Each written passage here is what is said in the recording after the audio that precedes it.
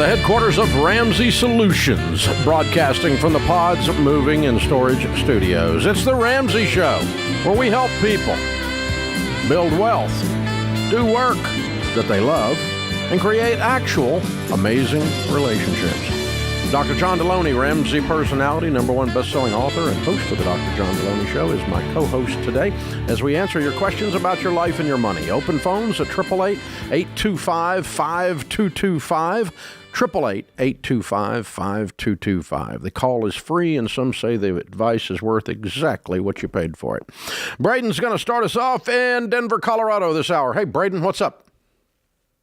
Hey, guys. Well, long-time listener, and thank you for taking my call. My pleasure. So How can we help? My question is, it's a very long story, but basically, my mom has no money, and she's 62, and I'm wondering how I can protect myself or prepare to, I guess, just help her in retirement.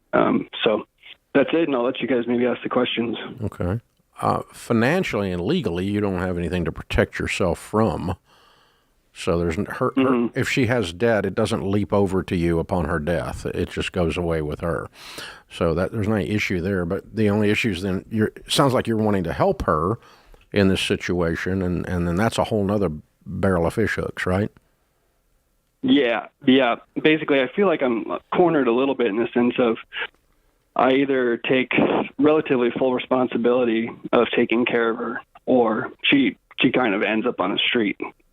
Is what I feel like I'm facing to a degree. So what happened to your dad? He was tired of supporting her. They got in a divorce about 5 years ago, and she's pretty dependent on depression and anxiety pills, and basically went numb. And she's been numb for about 7 years. And I would say she's addicted. I'm not sure if that's a real thing or not. Yeah, but it can be. Basically, okay. So basically, she's really dependent on those, and is very, very depressed. And basically, my dad said, I can't support her lifestyle because legally he was supposed to be doing that. And so he fled the country, and I don't know. I think he's in Thailand right now. Basically, it was a hard decision for him to make, but he said, hey, I love you, but I've got to go because the court system's making me give her money, and I can't continue to let her do that to herself. So, you're talking about alimony? Yeah, basically, when it all happened, my brother was 16. Child support. And he's 18 now. Yeah, well, and I don't know exactly what it is, Dave. But who took care of your brother? My mom. Who took care of your brother? Well, my mom was. Your dad didn't feel an obligation to take care of his kid? No. Well, wow. Well, my brother is addicted to marijuana, and what my dad was doing was he was giving them thousands of dollars a month, and realized that he was supporting 2 drug addicts. And my brother was stealing money from my mom to buy us marijuana, and he just said, I can't do it anymore. Is he out of her house now? Yes, he left. He dropped out of high school, and he's living with his girlfriend and their family, apparently. What's your setup, Braden? Another broken Are you married? How old are you? Yeah, 29, married. Followed you guys a lot, debt-free, baby steps 4, 5, and 6. Awesome. Just had our first baby, and we live in Wyoming. Household income? About 120. Okay. Dave, I've got an opinion, but you've seen this way more than me. You dive in, brother. Because I got a feeling I'm going to be right on your coattails. Braden, here's the thing. It's easy for me to sit up here and say, I wouldn't do anything. Like, you don't have to do this, and she gets to choose, whatever. I also know, like, my mom is in her 70s. I wouldn't be able to sleep at night if I didn't sit down and at least say, here's the best way I can love you, and here's the skin in the game you've got to have to make this thing happen. And so a couple of things at play here. One, you've got to sit down with your wife and decide as a couple, how far are we willing to go? Is that move mom in? Is that send some money somewhere? Like how far and how able are we to go? And borrowing money and making this whole thing mess bigger for your generationally is not an option, right? So how can we, what are we willing to do? And if nothing is on the table, then nothing's on the table. But y'all need to have that conversation together. The second thing is, that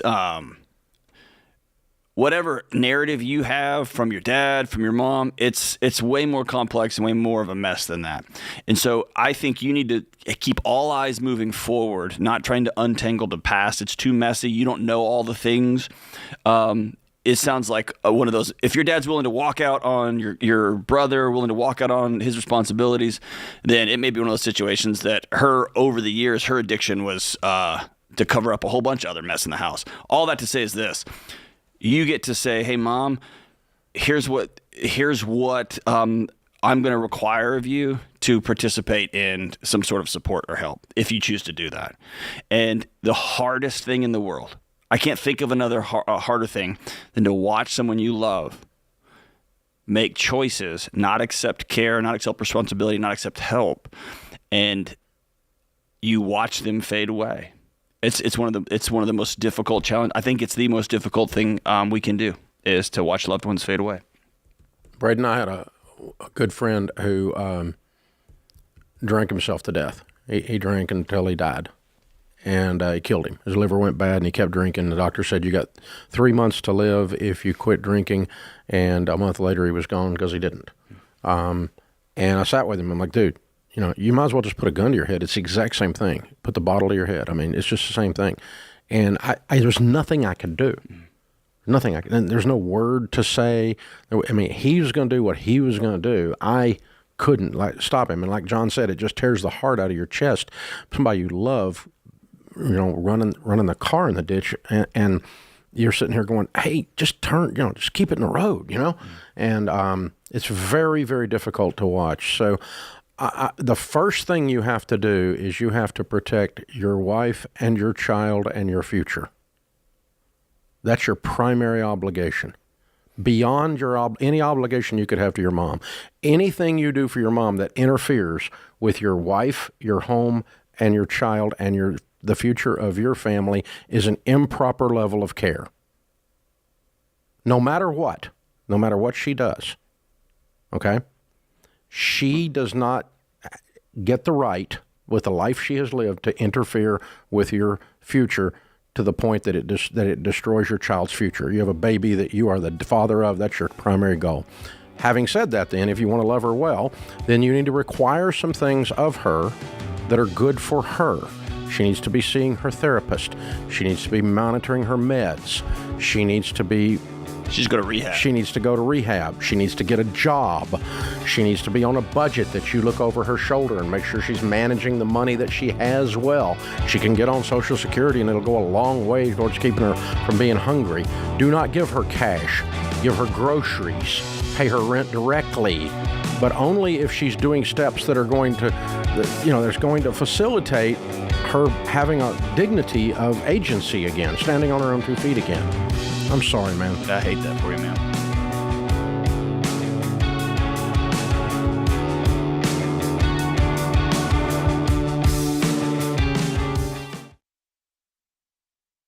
Buying a home is one of the biggest decisions of your life. You need a partner like Churchill Mortgage. Churchill is one of the highest rated lenders in the country, and they're Ramsey trusted because they do what's right for you. Churchill works with you to build a mortgage the Ramsey way, one that doesn't bust your budget, sets you up for financial success, and helps you get out of debt faster. Go to churchillmortgage.com today and get started.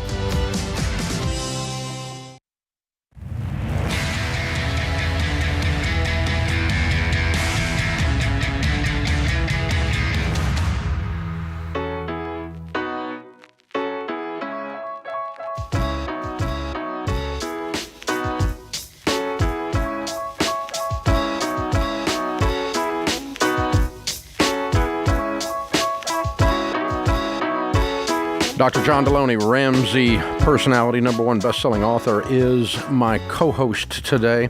Thank you for joining us. Hey, you guys can help us, and a bunch of you have been. We appreciate you.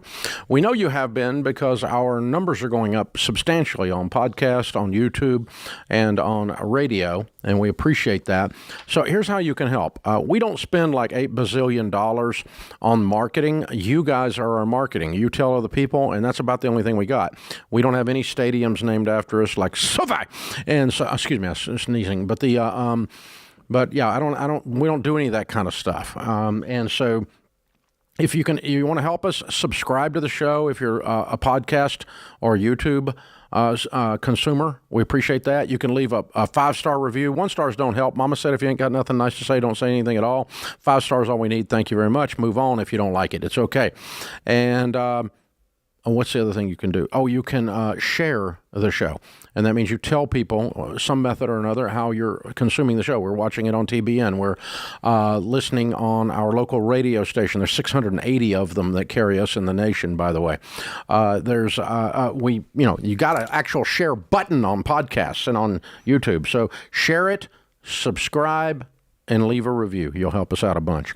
John, the questions for human cards are officially a mega hit. They're part of the Ramsey lexicon now, man. Ooh, that was a goal. I had to look that up. Yeah. Okay. So, wow, it's a big deal. Yeah. So those moments when you're sitting next to someone and you feel 1,000 miles apart. You're staring at your kids. My son turns 13 today, so happy birthday to him. But we were sitting across from each other at Waffle House this morning. Hank. Happy birthday, Big Hank. We have breakfast together every Tuesday. There's been some of those breakfasts. I'm staring across from my 12, 13-year-old son. I don't know what to say. I don't know how to say it. Or he says things like, fine, good, fine, good. Some 13-year-olds are aliens. Most of them are. Yeah. But these cards have been amazing. And so, listen, you can put your phones down, and we've substituted deep and meaningful conversations for binge watching Netflix, scrolling social media. You deserve better relationships. Your kids do, your spouse do, your grandparents do. Everybody does. It's why we created Questions for Humans, conversation starters that will help you disconnect from your screens and actually connect with real human beings. We have a deck for everyone: dating, couples, girls' night, guys' night, parents, kids, friends, everybody, work. And as we've talked about over and over, it's been hard to keep them in stock. We've got them. All the decks will get you spending time laughing together, learning something unexpected, and building deeper and stronger relationships. Pick up 1, 2, 5, 10, all kind of packs. Find them at RamseySolutions.com/humans. So if you guys don't know what he's talking about, it's like a deck of cards, and you just draw one out, and it's got like a question, like the funniest thing happened to you in college, or something like that, and it starts a conversation. And when my daughter finds out that, like, I went on, my daughter's favorite thing, she's 7, is she asked, one of the questions is, what's an old date that went horrible? And I told her that I went on a date with somebody. She still, to this day, she's like, what does she think about? Like, no matter what we're doing, she thinks it's the funniest thing ever. But we've been able to have... You actually had a date before her mom. Right. Yeah. And, oh, my goodness, well, what does she think about the house? If she's shocked that you had a date before your mom, everybody was shocked, yes. Every friend I had was shocked. But it just created a whole new interaction point. And again, I'm embarrassed to say that I found myself like, I'm going to grab these cards because I'm starting to get disconnected from my own kids. They're great, man. And you wrote them, yeah. Yeah, I wrote them, yeah. But they're great, man. And they've flying off the shelves, flying a massive, massive success. All right, Patricia is with us in Fort Lauderdale. Hi, Patricia. How are you? I'm doing well. Hi, Dave. Hi, John. Hey, well, how can we help? Okay, so I'm hoping you can help me solve a debate with my husband. Okay. We both have really good incomes. Between us both, there's like $220K. Mm-hmm. We have some savings, $160K. Mm-hmm. We are debt-free. We're doing 15% of growth into investments, stock investments. Mm-hmm. And we're at this point now looking for a home. You don't own a home? No, we don't. We Okay. live in a one-bedroom apartment right now. Okay. So the house that I would like to move into is about like $400 to $450, Mm-hmm. and the house my husband would like to move into is about $250K. Mm-hmm. We've seen some in this area. They're really small. They're really ugly. Mm-hmm. Completely fast. Okay, your phone's breaking up. You're going to have to speak directly into it. You saw some in this area that what?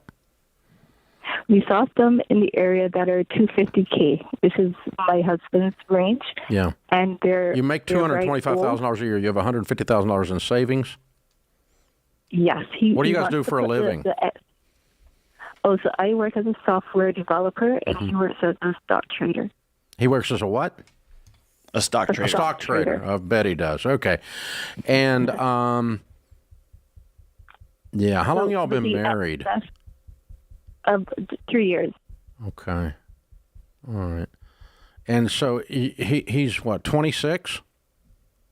No, he's 47. I'm 47? Well, I missed that one. Why does he want to buy a $250,000 house? Because he's a cheapskate and he's a player. Saving into a multi-family home. Yeah, he's a player. He's a stock trader. Yeah, he's got does he always have a scheme on top of a scheme on top of a scheme? Absolutely, he does. Yeah. Okay, here's the thing. My advice to your husband is that you separate being a playa from where you live. Okay? Playa. Yeah. From where you need to separate it from where you live. Because you don't play with your home. This is where you live with your animals, your future children, and God help you, your wife. Okay? This is where you live. You don't play high-risk, maximize investment games with your home. It's a safe haven.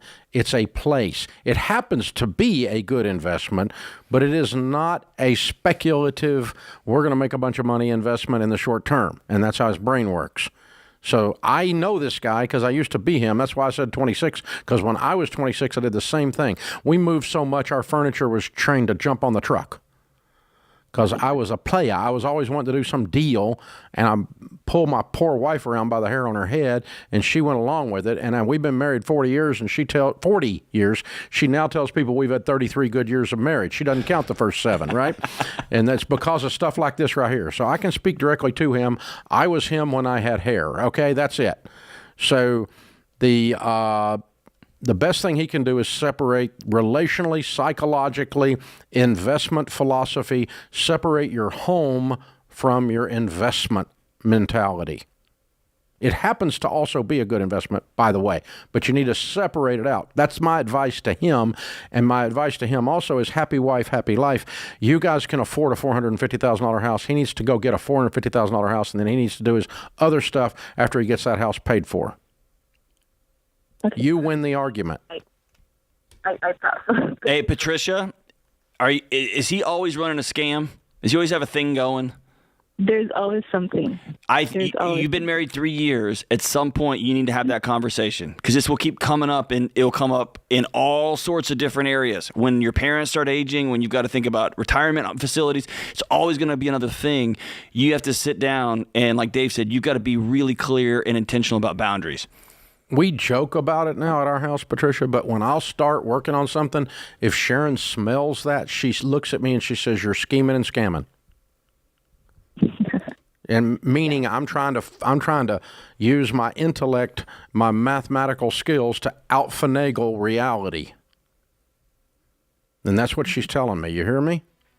In other words, I'm violating common sense here because I'm starting to just go off in some little corner of something with some math riddle and figure out a way that I can maximize something that wasn't intended to be maximized, like the place you live. Or to get what you want, right? Yeah. So if he wants to do fixes and flips, he should do that with cash after your personal residence is paid for and is a sufficient resident. You've been living 3 years in a one-bedroom apartment. You make $250,000 a year. You've already sacrificed. Time to get a nice house. 15-year fixed, where the payment's no more than a fourth of your take-home pay. This is The Ramsey Show.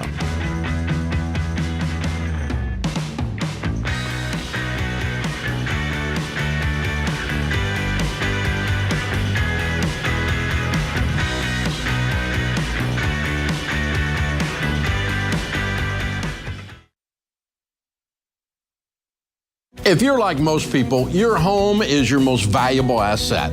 And when you want to make improvements, it can feel like everything costs too much or takes too long. But something as simple as custom window coverings from Blinds.com can completely change your space and add value to your home. We've recommended Blinds.com for over a decade, so you know you can trust them. From blinds, drapes, and shutters to motorized shades, they make it easy and affordable to upgrade your entire home, and their team is ready to help with everything from design consultation to measuring and installation. Plus, there are never any misleading quotes or hidden fees. Everything's backed by their 100% satisfaction guarantee, and shipping is always free. See why Blinds.com is the #1 online retailer of custom window coverings. Go to Blinds.com now and save 45% off selected products. Visit Blinds.com today for more info.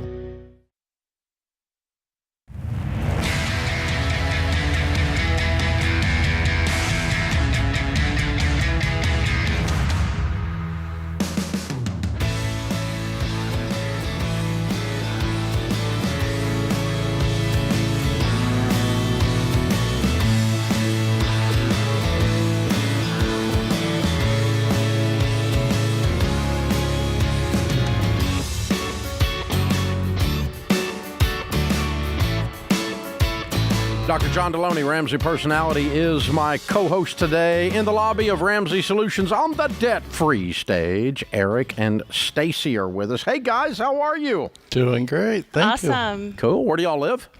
Colorado Springs, Colorado. Oh, very nice. Very nice. Welcome to Nashville. And how much debt have you paid off? $140,000. Cool. How long did that take? 43 months. Good for you. And your range of income during that time? Started off at 60, and then it went up to about 160, 165. Nice jump in 3.5 Whoa. years. Yeah. What do you guys do for a living? I'm a police officer.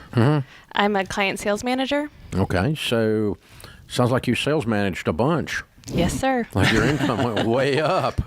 Good job. Well done, Eric. Well done. Yes. Because police officers don't usually get a $100,000 raise in 3 years.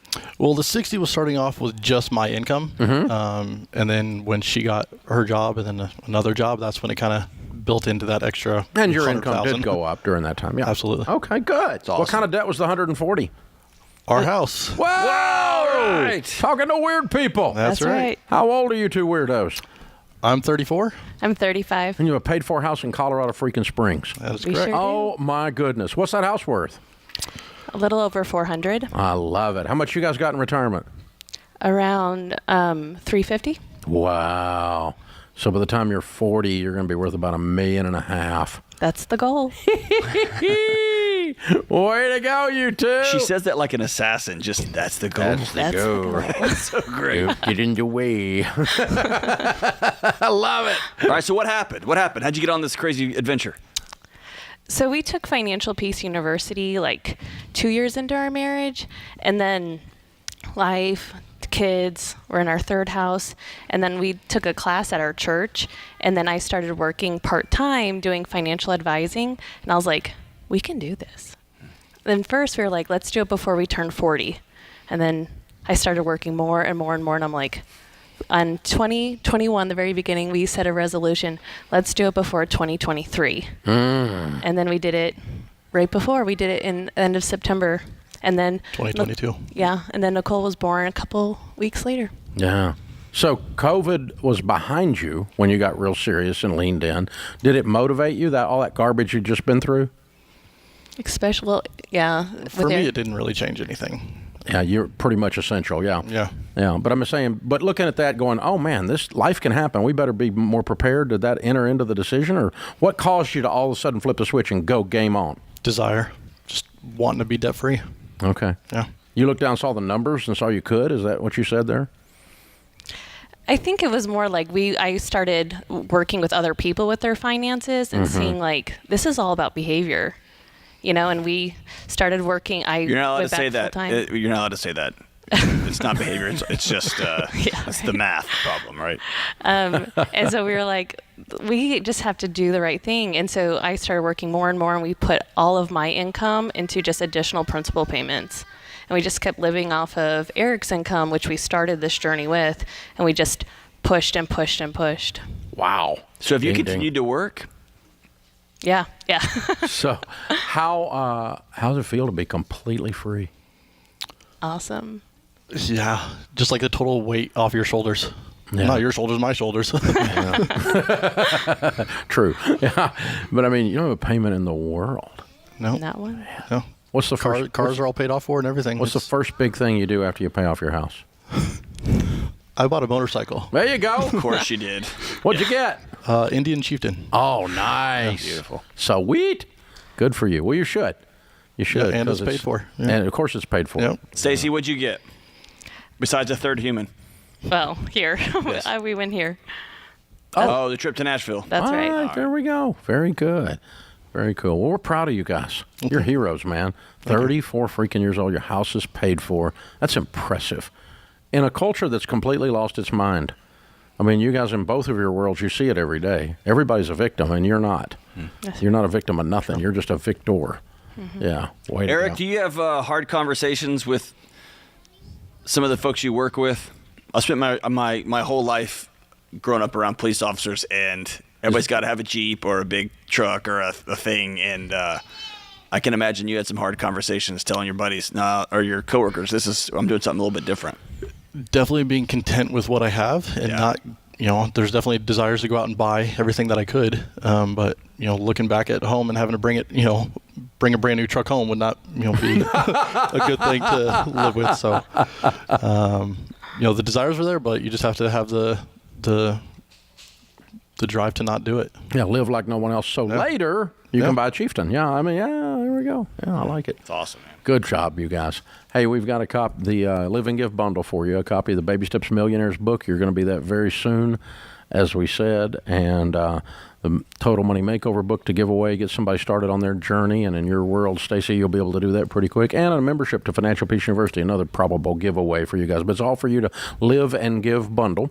And bring the kiddos up. Let's introduce them, find out their ages and names. What are their names and ages? So this one here is Kimber. She's 5. This one here is Mackenzie. She's 7. And this is our newborn Nicole. She's 5 months. Go, Nicole. I love it. Yeah, very cool. House full of girls. There's a lot of women in that house. There is. I'm telling you, that's Absolutely. good. That's I a love good it. girl power. I love it. Very, very cool. What do you tell people the key to getting out of debt is? I think it's discipline and living below your means. Like we could have easily just increased our lifestyle when I started working, and instead we had discipline to keep our lifestyle the same and just pushed it. Yeah. And I'm looking at 3 little people whose lives are changed, and their whole family tree has changed because of 43 months of you guys being in control. Way to go. Very proud of you. All right, Eric, Stacey, Mackenzie, Kimber, and Nicole, Colorado Springs. $140,000 paid off, house and everything. That's right. Bunch of weirdos. Did that in 43 months, making 60 to 160. Count it down. Let's hear a debt-free scream. 3, 2, 1. We are debt-free!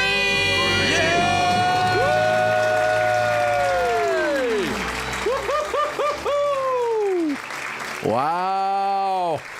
Very, very, very cool.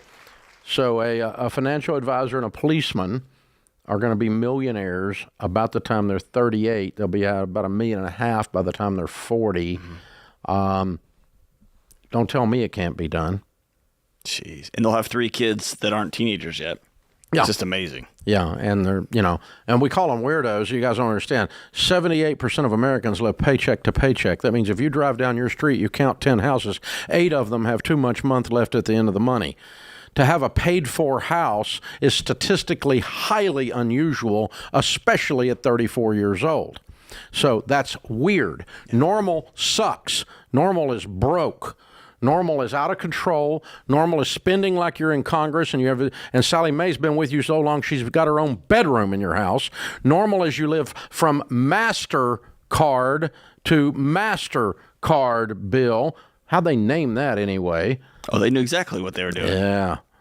Man, I mean, that's normal. You don't want to be normal, people. And those guys right there are weird.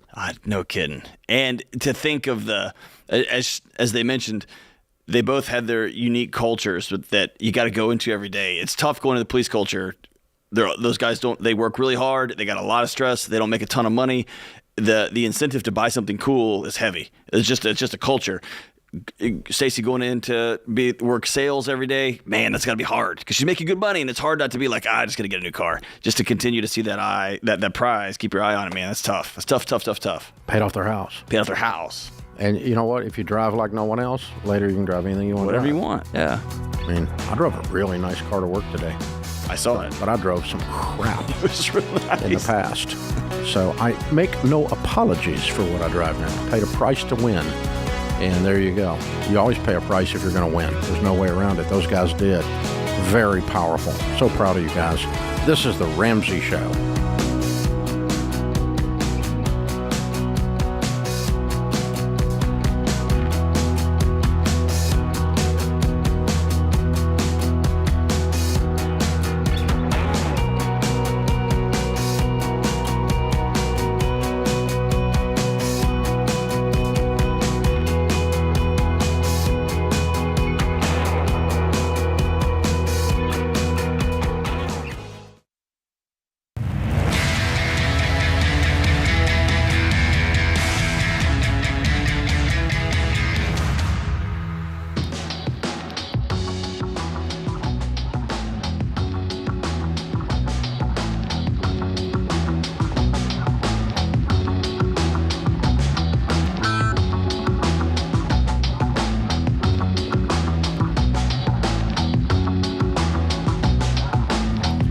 Dr. John Deloney, Ramsey Personality, is my co-host today.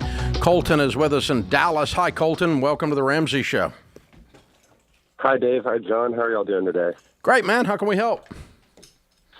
So, over the last 2 years, I've been able to pay off $76,000 in debt.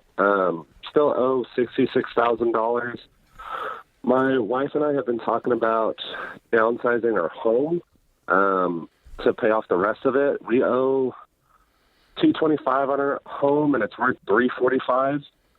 And part of that debt is we have solar panels that we owe $18,000 on. So part of my question is, would it be better to transfer that $18,000 loan to the next homeowner? Or, and I forgot to mention this, we just got an inheritance of about $20,000. Should we go ahead and pay off the solar panels, or should we try to sell the home and just transfer the loan? The house will have, the solar panels will have to be paid off when the house sells. You can't transfer the loan. Okay. Because it's a lien against the property, and so the title is clouded. And because they're attached to the house. Okay, even if they didn't file a second mortgage, it's an encumbrance on the property. And so depending on your state, I'm not sure exactly how Texas would address that. They've got a little bit of unusual real estate laws. But either way, there's a lot of danger in transferring it. If you didn't get your name off fully and then they didn't pay it later, then the solar panel comes after you because your name's still under there on the paperwork. They never get out of there or something along those lines. So what I want to do is just make sure they're paid off. Now, you can either pay them off now or you can pay them off from the sale of the house if you're selling the house. You're 100% sure you're selling the house? It's just something we've been talking about. And that's part of the question, too. Do you think that's a smart decision to downsize, find a home with a mortgage of about $200,000 so we can pay off the rest of that debt? No. You've already paid off $76,000. You'll be able to pay that house off if you like the house and want to stay there. Or think about the math here. You said you got $66,000 left. Is that right? No. Oh. Yeah, 18 on the solar panels and then 48 in student loans. Okay, so you're going to sell. You got 200. We got 100 something in equity left. Like, have you sold your house right now? Yeah. So you're going to take 20,000 of that and put it down on the house, which is going to leave. It's not worth the math. Why don't you take that 20 grand that you just got from the inheritance, put your debt down to 40, and then y'all just hit the hammer on it in the next 12 months and get this thing paid off. Yeah, just like you did on the 76 and knock it on out. Just be done. I mean, you're so close, man. Yeah, and just have your first mortgage. Solar panels are paid off, student loans paid off, and you're going to do that. And how long did you say you took to do 76? It's been almost 2 years to the day. We started April 21st. Y'all are just tired, right? Yeah. Just tired. You've been working a lot? Yeah. Yeah, good. You're so close, man. How old are you guys? We're both 27. Good. Okay. Let me tell you, I think you're going to be done if you take the 20 and throw it at the solar panel, and you reset your budget tonight, reset your energy tonight. I think you're going to be done in about a year. Okay. I think it's going to fool you. Okay. And because sometimes people get almost there, and just before they break through, they quit because they run out of steam. That's what everything with jobs, with businesses. It's not unusual. So John heard it clearly. It's just it's not even physical fatigue. It's just emotional fatigue. Yeah. Yeah. You just get you just feel like it's a slog. I used to do half marathons, and there's a point out of the 13 miles at the 9.5 mile mark where you cuss yourself for running a half marathon for about a mile. You think this is the dumbest thing any human has done. Why am I doing this again? You're so stupid you signed up again. You know, I mean, this is you talking to me, right? But it's a slog. And then you keep on, and about the 10th mile, about when you turn 10, you go, okay, I got 3 to go, and you can start to see the end, and your energy level comes back up, and your pace comes up. But usually my slowest mile in the 13 is somewhere around that 9th mile. And it's not unusual. It's a fairly normal, but it's an emotional wall that you hit there from the slog more than an actual physical wall, or in your case, an actual physical wall from being so tired from actually working all the time. So you're going to be there in about a year, and when you're 30 and you look back, you're not even going to remember how much pain this was. All you're going to remember is the victory. And you said something important just from the neuroscience world.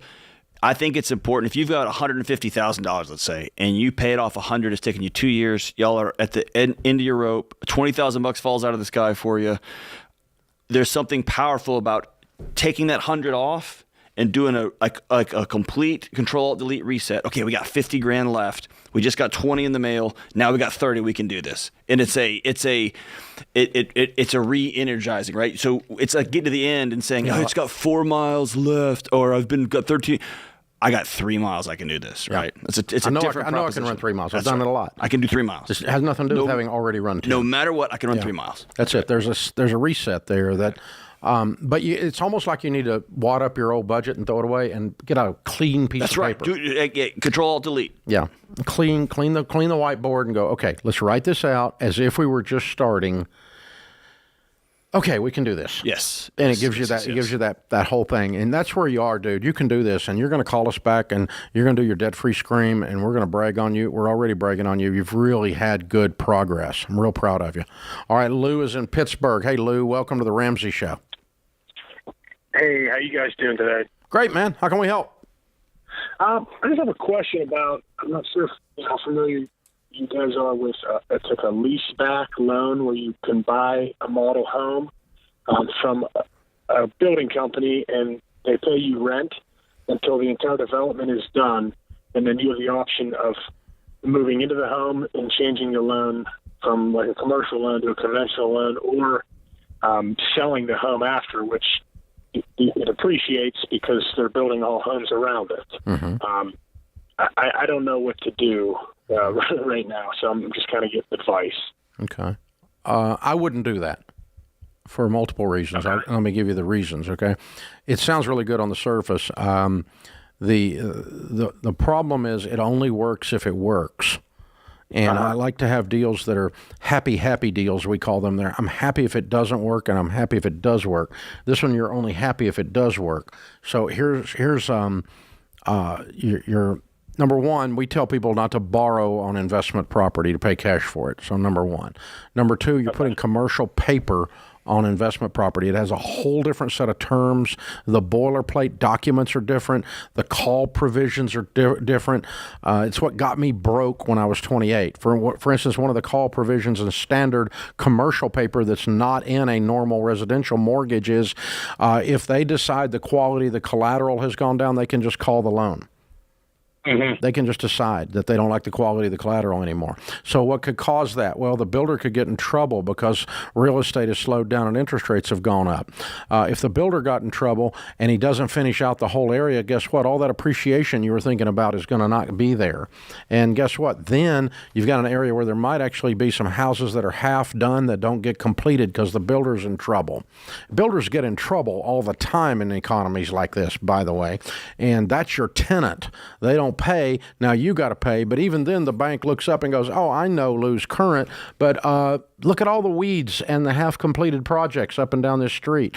And look at the number of foreclosures on this street. We're not only not seeing appreciation, we're seeing a neighborhood deteriorating because the builder got in trouble. Did I mention that builders get in trouble sometimes? And now, this is what I used to buy properties after the builder got in trouble, so I know what it looks like. I bought a whole street of properties one time. I had to go in and finish everything, clean up the weeds, and became the guy that finished it out, but I bought it for nickels on the dollar. Yeah. After this, not before this.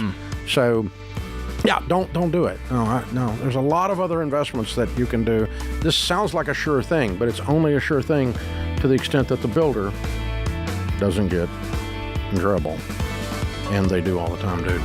So, especially in environments like this. So, hope that helps. This is The Ramsey Show.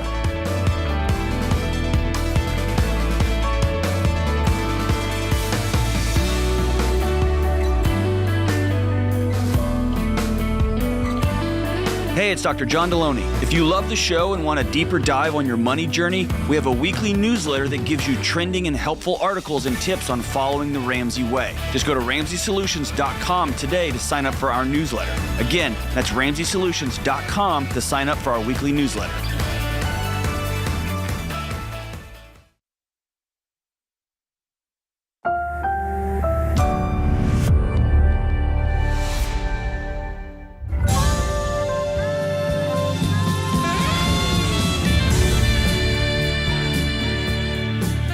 Live from the headquarters of Ramsey Solutions, broadcasting for the Pods Moving and Storage Studios. It's The Ramsey Show, where we help people build wealth, do work that they love, and create actual, real relationships. Dr. John Deloney, Ramsey Personality, is my co-host today. Open phones at 888-825-5225. John, sometimes people wonder why I say we help people build actual, real relationships. And that's because you and I have made this unbelievable discovery that in the current century, there are people that are starting to realize, finally, that Facebook friends are not real friends. They're not real friends. It's not a real relationship. The way you tell somebody that you love them is not an electronic thumbs up. That's not how love is transferred these days. Can't click a like. Nope. Click like. I like you. You can. It's just it's gonna leave you hollow. We used inside. to send these little notes up and down the aisle in elementary school. Oh yeah, remember those things? Yeah, yeah. And you'd be like, "You're dumb. Well, you're ugly. Well, you like Dave. Ooh, yeah, grody. Yeah, remember but that word? There was something tactile about it, and you could see them. There was an actual human over there. Yeah, not a digit. Yes, you weren't arguing with a bot with the 011110. Yeah, man. Yeah, it's a different world. So it turns out that trolls are the mean people on the internet. When you meet them, are highly disappointing individuals. Yeah, they're really kind of sad, little cowardly people that in a real world would never be that brave. Yeah. They just, and people who are mean on Facebook and gossipy, if you ever sat in a room with them, would never have that kind of courage. We call that digital courage. So it turns out real, actual relationships are something that we specialize around in here. And it's kind of like common sense. Ta-da. And it's really marketable in America today. So it's like a discovery. Your Facebook friends will not help you change your tire at 2 a.m. Well, and it's not one of them. It's that, Dave, it's that, the criticism of Ramsey Solutions is, you're just giving people common sense. That's where we are. That's where we are. 100%. And unashamedly. I'm giving people and I'll charge you for it since you haven't got any. Turn your phone off and talk to your children, and I'll show you how to do that. Yes. Yeah. Well, if you don't know how to have a conversation, John will sell you a deck of cards to help you do that. I got you. If you don't know how to tell your wife, hey, this is what I need, I will help you out. Yeah. saying it's a out wild loud. world, man. It's a wild world. Well, it's Dave, people are crazy. It's but there's wild. a relationship revolution that's starting to occur where people are saying it's not okay to sit in a restaurant and both of you send texts across the table. There's people starting to understand that that's sick. Yeah. Dave, I saw some students that they took all their phones and they stacked them up in a pile, and the first person who grabbed them had to pay for the whole meal. And they are practicing. We realize we're addicts. We're going to practice just sitting at the table together. Yeah. I love it. So for 5 years, I've been trying to learn how to play golf. And that's another story. It's another type of problem and addiction. But anyway, aside from that, one thing I've been practicing is I have my phone on the golf course. Well, I mean, golf is a really ridiculously difficult, complicated game for somebody like me that is limited in athletic ability. And so add to it distractions of crap coming from the office on the iPhone. So my new thing is for 4 hours, I don't look at it. Okay, how do you feel when you do that? Are you angsty or do you feel free? For a little while, it was like an addict. It was like I was being taken off the pill, right? Or taken off the drug. But now I kind of look forward to it. Yeah. And there's this peace when you come, because there's an agitation that goes with the constant screen check. Was it 2,500 times a day somebody checks their screen? Those numbers are bonkers. Typical people, 2,500 times a day they check their screen. Just grab it. Yeah, it's like, it's just like, I just got dinged. I just got liked. Has your golf game improved? I just got unfollowed. Oh my God, I'm rejected by somebody I didn't even like. Did your golf game improve? Considerable. Really? Well, it's all about concentration. Anything that interrupts you.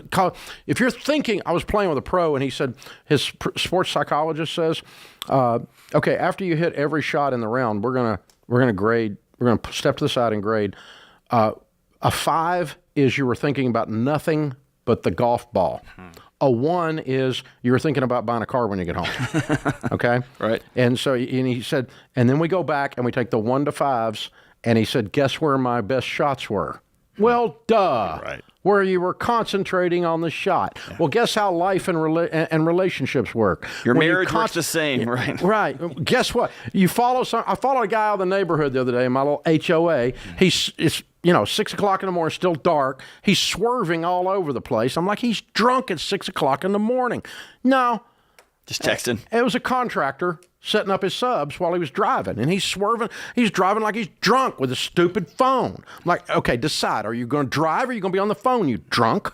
Get out of the way, too, by the way. Yeah. But, oh, my gosh. But it's hard to do that phone thing, and anything else. Right.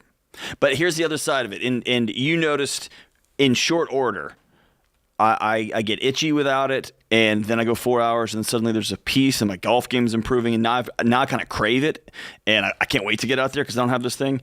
A few weeks ago, my wife left town, and it was just me and Josephine and Hank had something he was going to, so it was just me and Joe. And I just told Sheila, I'm going to get off the rails. We're going to go eat every donut. We're going to go eat like a pancake breakfast at a restaurant. We're like, me and her are just pizza and chocolate cake. It was 24/7 madness.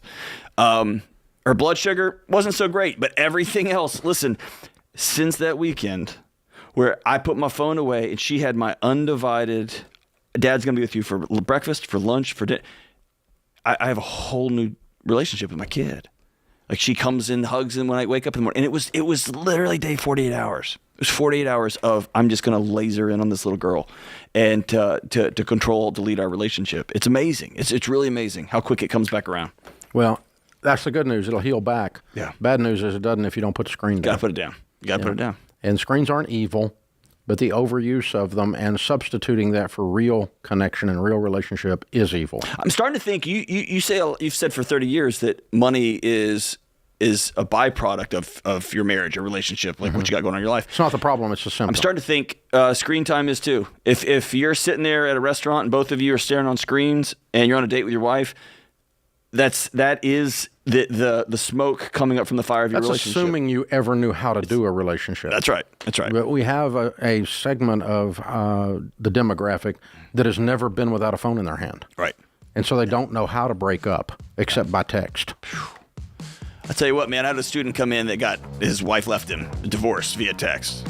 And, God. Dave, listen, and I said, what are you doing in my office? Why aren't you going home? And this is a direct quote. We have a Zoom conference set up for Friday. And I was like, you should probably just get out of my office. You should probably just go. Good grief, man. We have a Zoom conference This is your because wife. she texted me that This is your she's wife. leaving. Why are you here? We're so real relationships. It's part of what we do here. This is The Ramsey Show.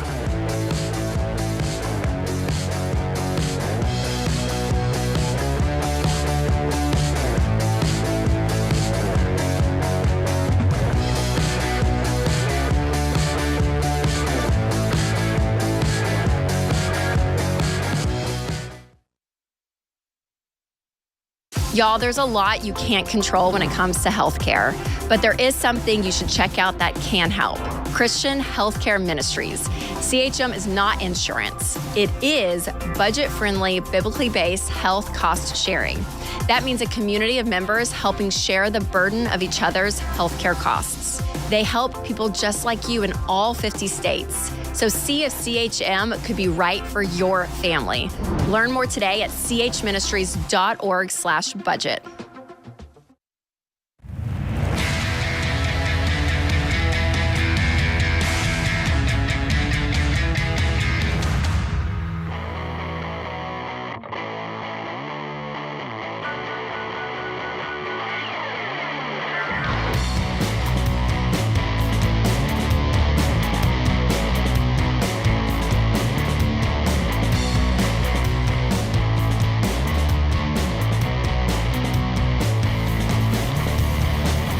Dr. John Deloney, Ramsey Personality, is my co-host today. Luke is with us in Cleveland, Ohio. Hi, Luke. Welcome to The Ramsey Show.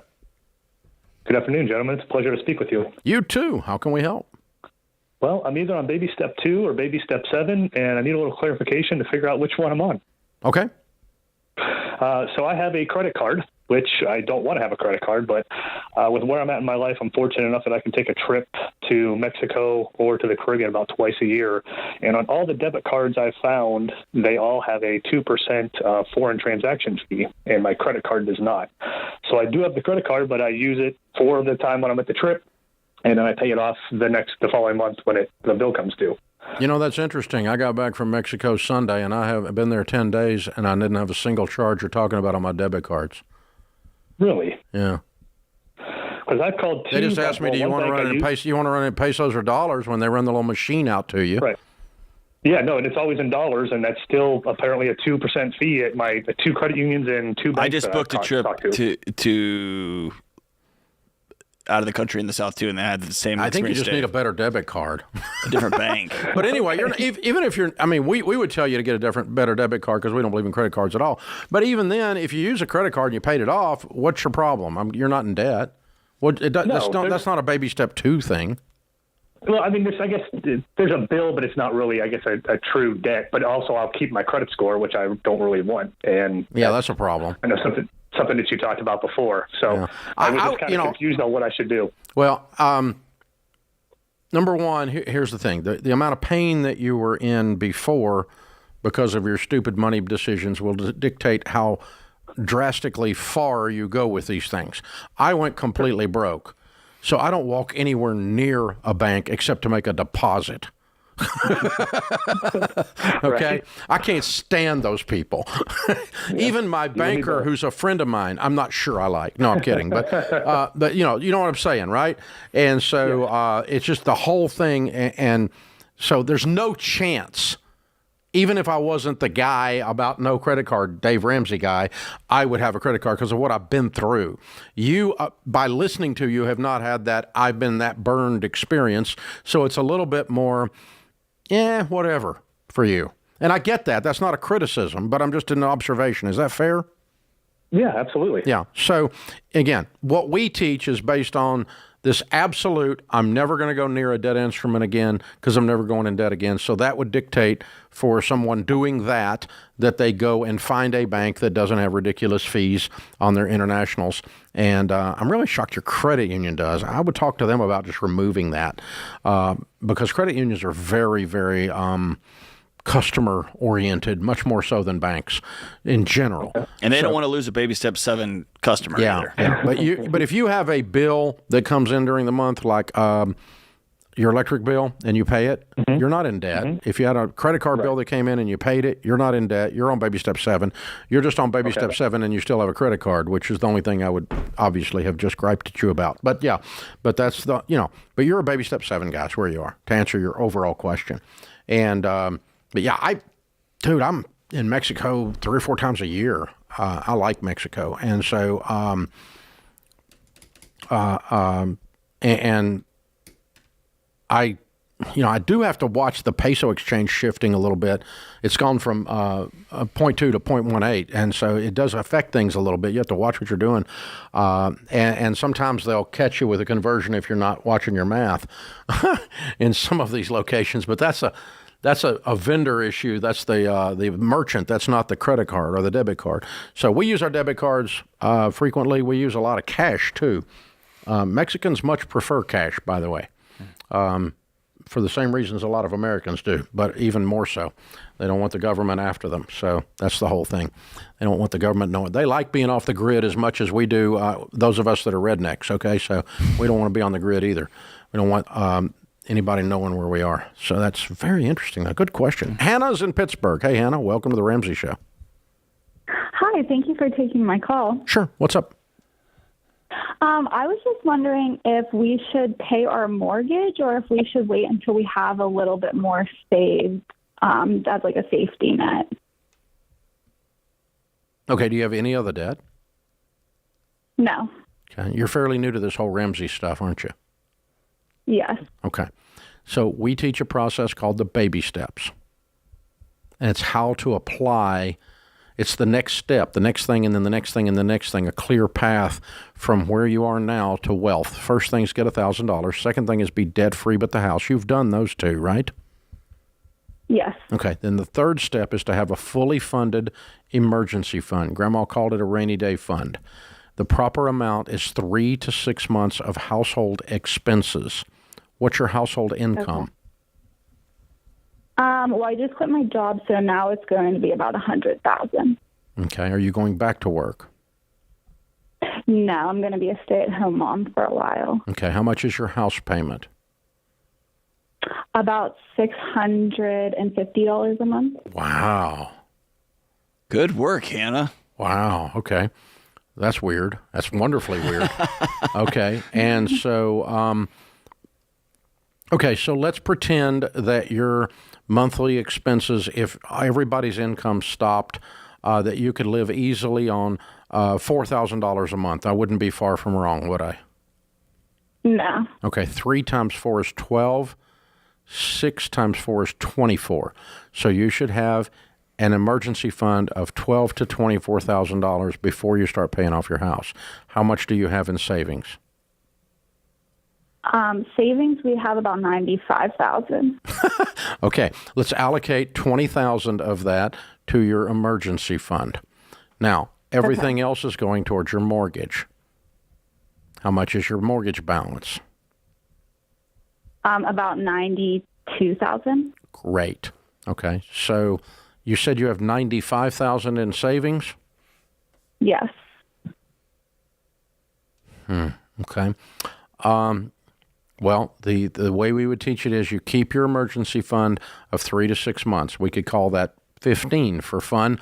That'd be putting 80 on the house, and then you pay off the house, what, by Christmas? If you only have 15 owed, right? And then if you want to build up your emergency fund a little further, you could. That's what we would do around here, because no house payment is going to make you even more brilliant than you already are, and you're pretty stinking brilliant. Good grief. I love that. That was like a slow flex. And we have a $95,000. And $600 house payment. It's fantastic. Yeah. Translation, Hannah, you are well on your way before you ever met anybody called Ramsey, but we'll help you get there even faster. So Dave, one of the criticisms I get is this situation. How do you tell somebody, like, because mathematically, that's you're kind of winning the lottery, the $650 house payment. There's the umbrella, the shadow that sits over you that says somebody else you owe money to, right? You owe money to somebody else. how would you explain that to somebody that says, no, it's worth it to go ahead and do it? It's worth it to go ahead and pay that thing off, even though your house payment is so low relative to what you're bringing home every month. Because several things happen in addition to the math being freed up. The first thing, number one, the math is freed up, and now you can invest and save and be generous with your entire income. And it will cause you to be wealthy faster. That's the basic thing. But it's only $600 we're freeing up here, so it's not like it's a ton, but it's there. And whatever else extra they were paying or putting into savings. So she's got this vague savings over here that hasn't got a real assignment yet. It doesn't have a mission. The second thing that happens is that people that don't have a single piece of debt, you talk about this, they relax in a place they didn't know was tight. Their relationships get better. Their employment changes for the better because they don't have to work there. Their health improves, literally. Yeah. I mean, the hypertension that we face in this culture. You don't. People with mortgages don't have as much high blood pressure. Hello. Wow. Just think about it. People that don't have mortgages have peace, financial peace. Two words that don't go together, like airline service. This is The Ramsey Show.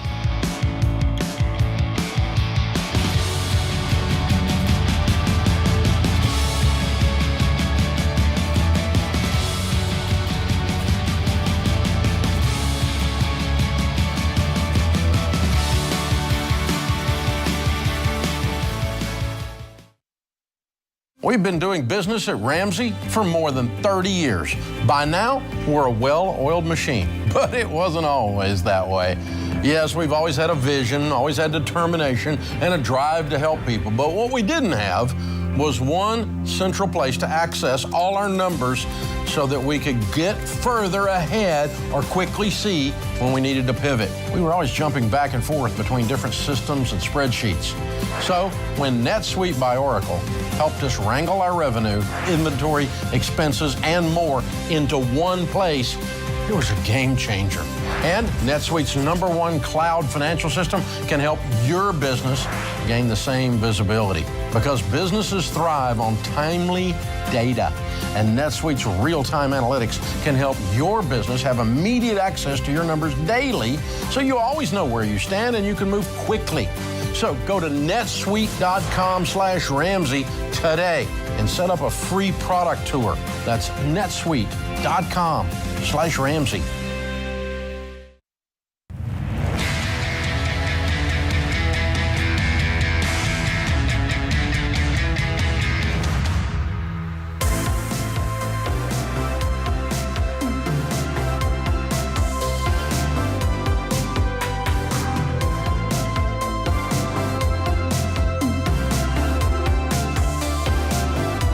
Dr. John Deloney, Ramsey Personality, is my co-host today in the lobby of Ramsey Solutions on the debt-free stage. Corey and Amber are with us. Hey, guys, how are you? Hey, Dave and John. Good to have you guys. Where do y'all live? Raleigh, North Carolina. Oh, fun. That's a great town. We love Raleigh-Durham. Good, good. So how much debt have you two paid off?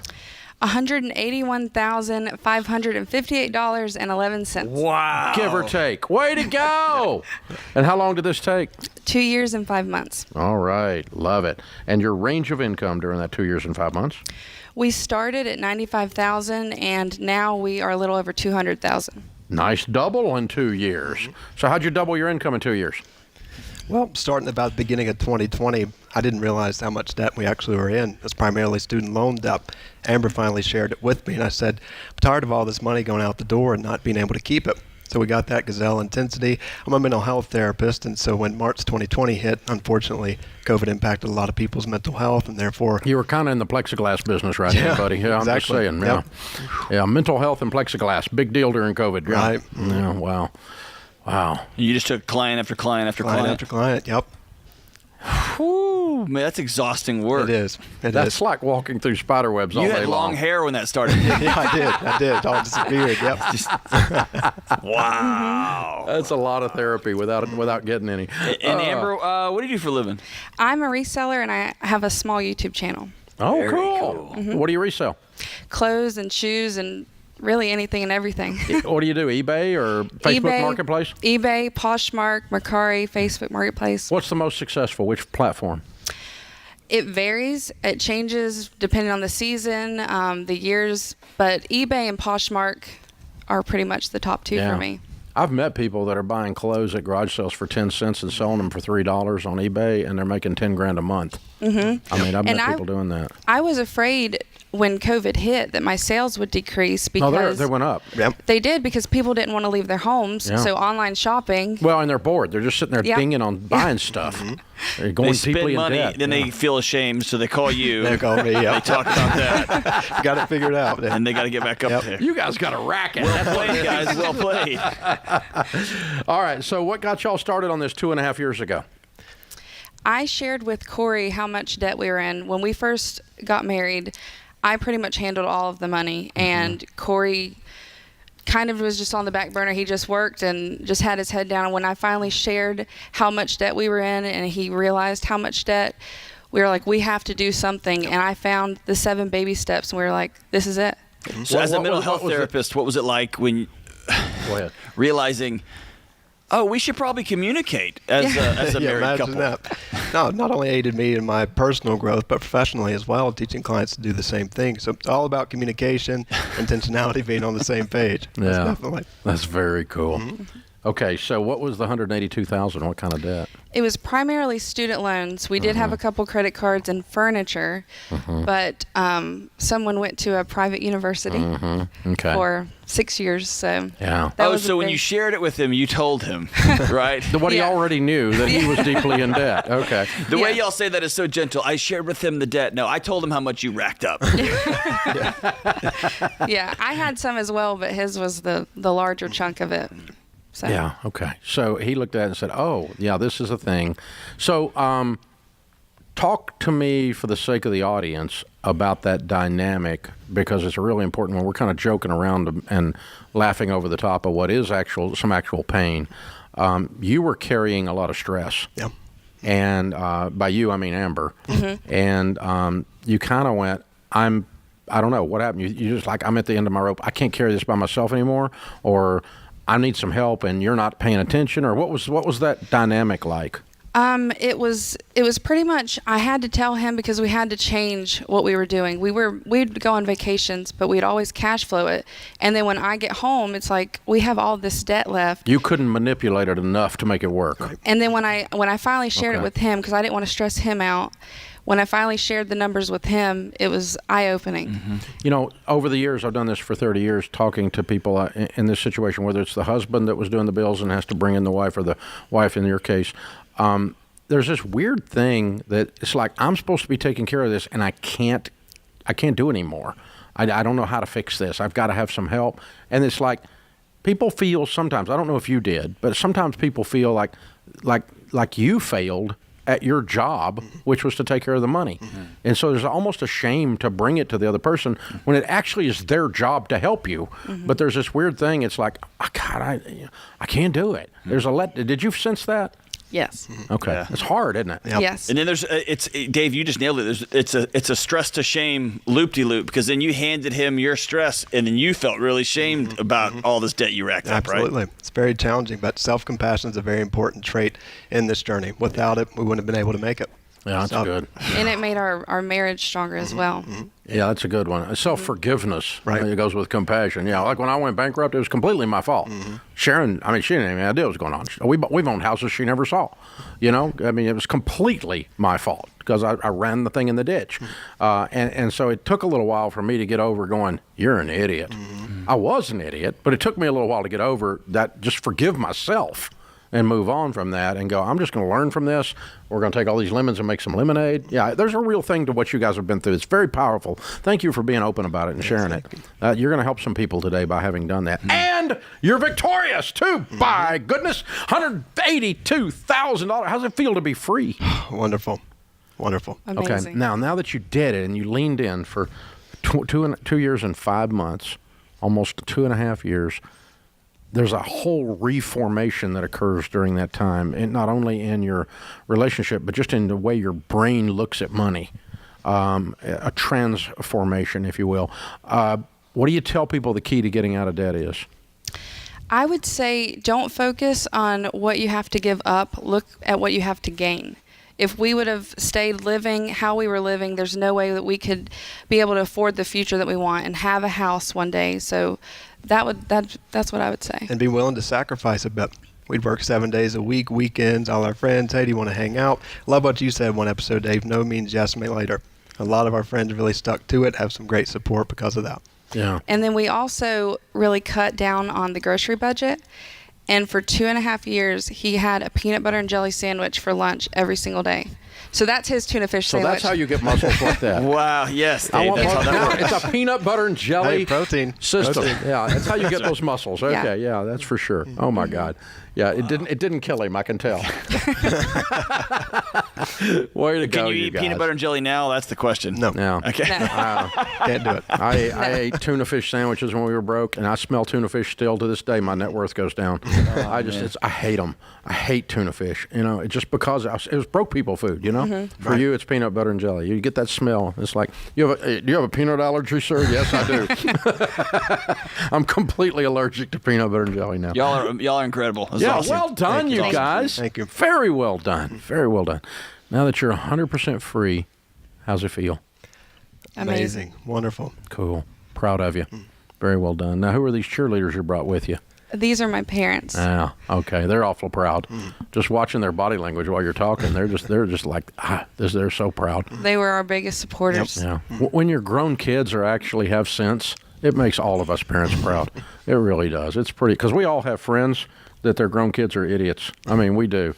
And when they're not, it's pretty cool. It's pretty cool. So, hey, we've got the Live and Give bundle for you. It's the Baby Steps Millionaires book, which is your next step in this process. You'll be there before you know it. The Total Money Makeover book, which is what you've just done. Maybe you can give it to one of your friends that stood by you out there. A Financial Peace University membership as well. And, again, the Live and Give bundle. We're so proud of you guys. You're a very neat couple. What you've been through is very obvious. It's on your face. It's on the way you're looking at each other. It's on the words you're using. You're very powerful. Very well done. All right. It's Corey and Amber, Raleigh, North Carolina. $182,000 paid off in 2 years and 5 months, making $95,000 to $200,000. Lots of communication, lots of hard work. Count it down. Let's hear a debt-free scream. 3, 2, 1. We're debt free! Yeah! Whoop, whoop, whoop, whoop, whoop, whoop. Yeah! Oh, you gotta love it. Man! This is the Ramsey Show.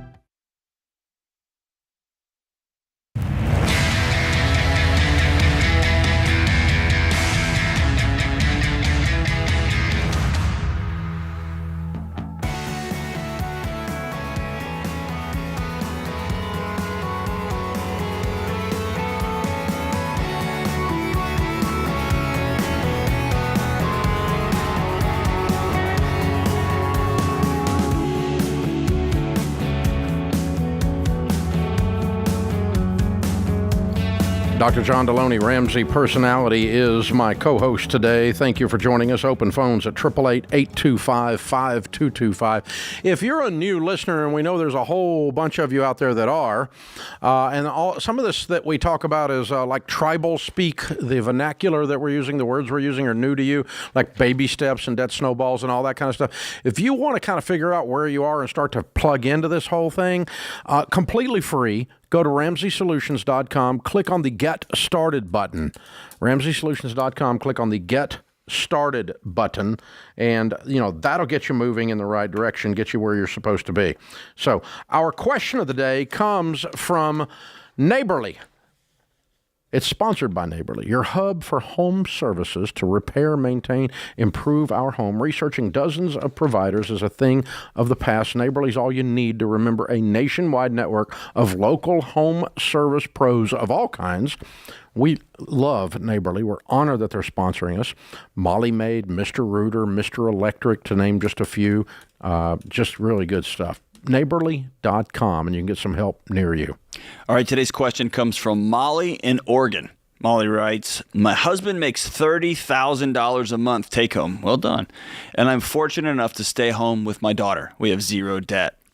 Our rent is currently $2,100 a month and utilities are fairly cheap.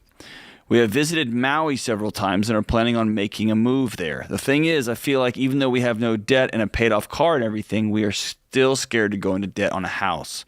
We're waiting for a good deal and think we found something really nice around $900,000. We're making a trip out to see the house at the end of this month, and if that doesn't work out, we have a property we think we might buy and build a house on for about the same price.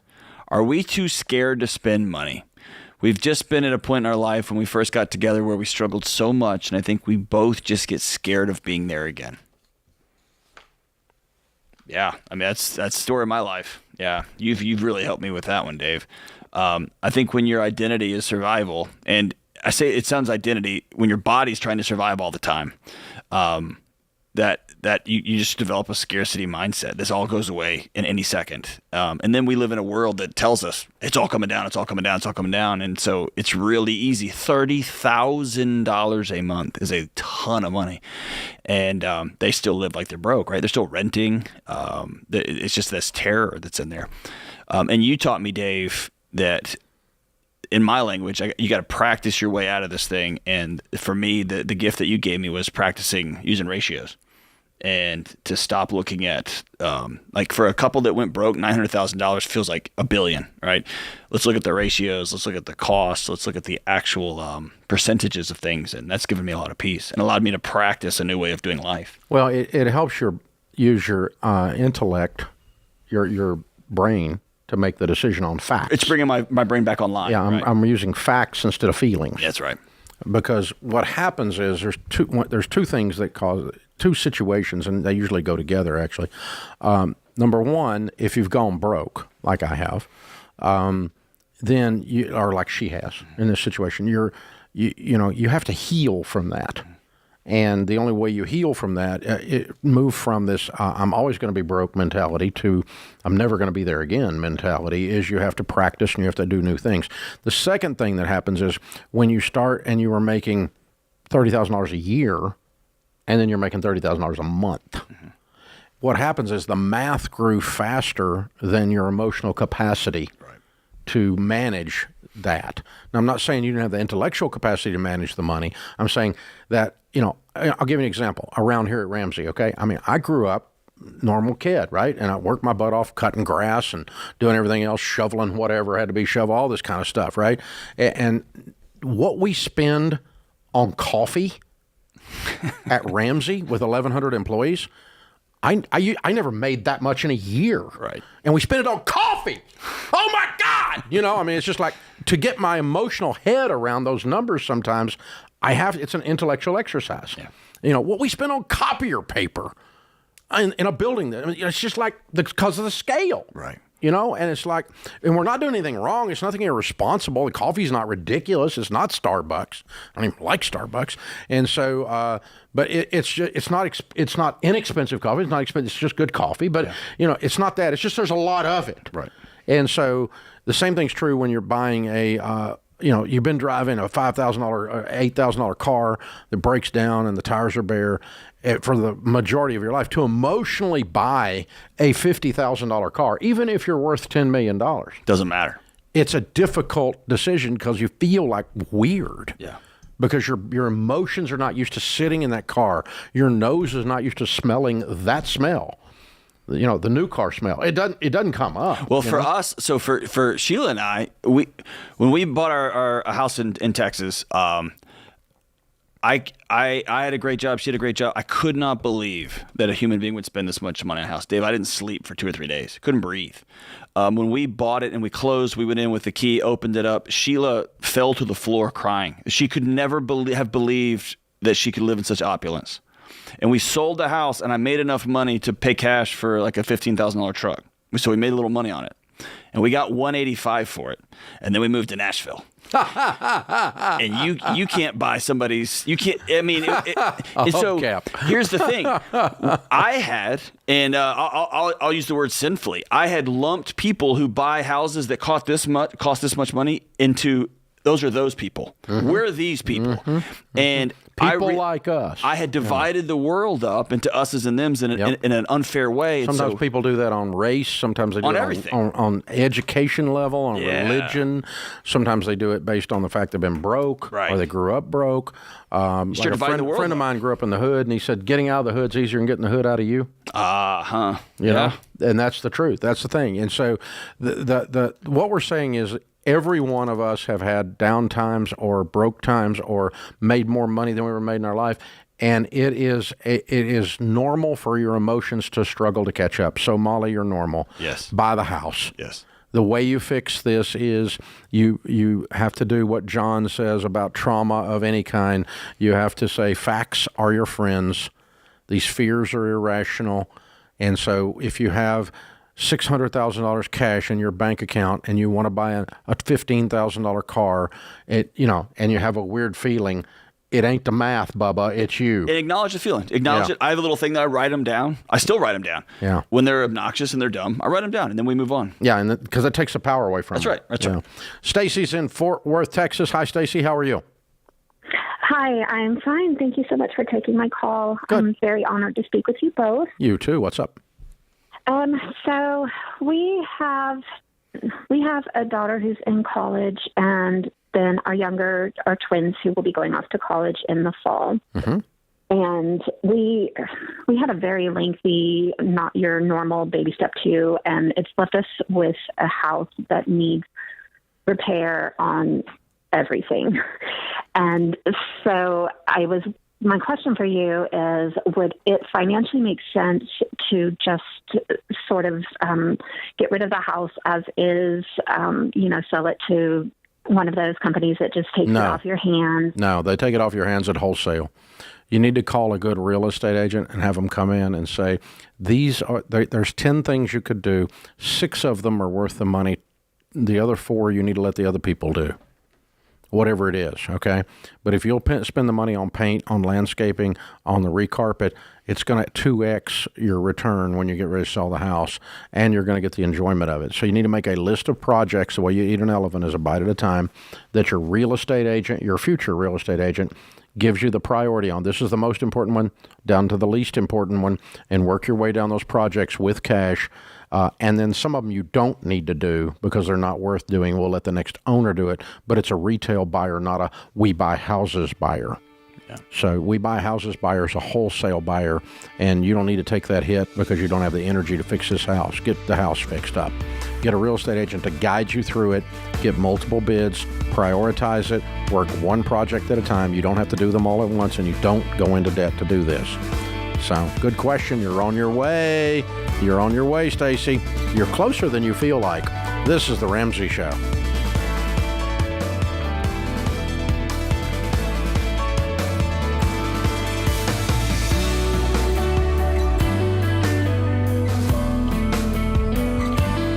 Dave here. You can find all of our shows with the Ramsey Network app on your smartphone. It's the only place to listen to the entire back catalog of episodes. Download the Ramsey Network app in your favorite app store today.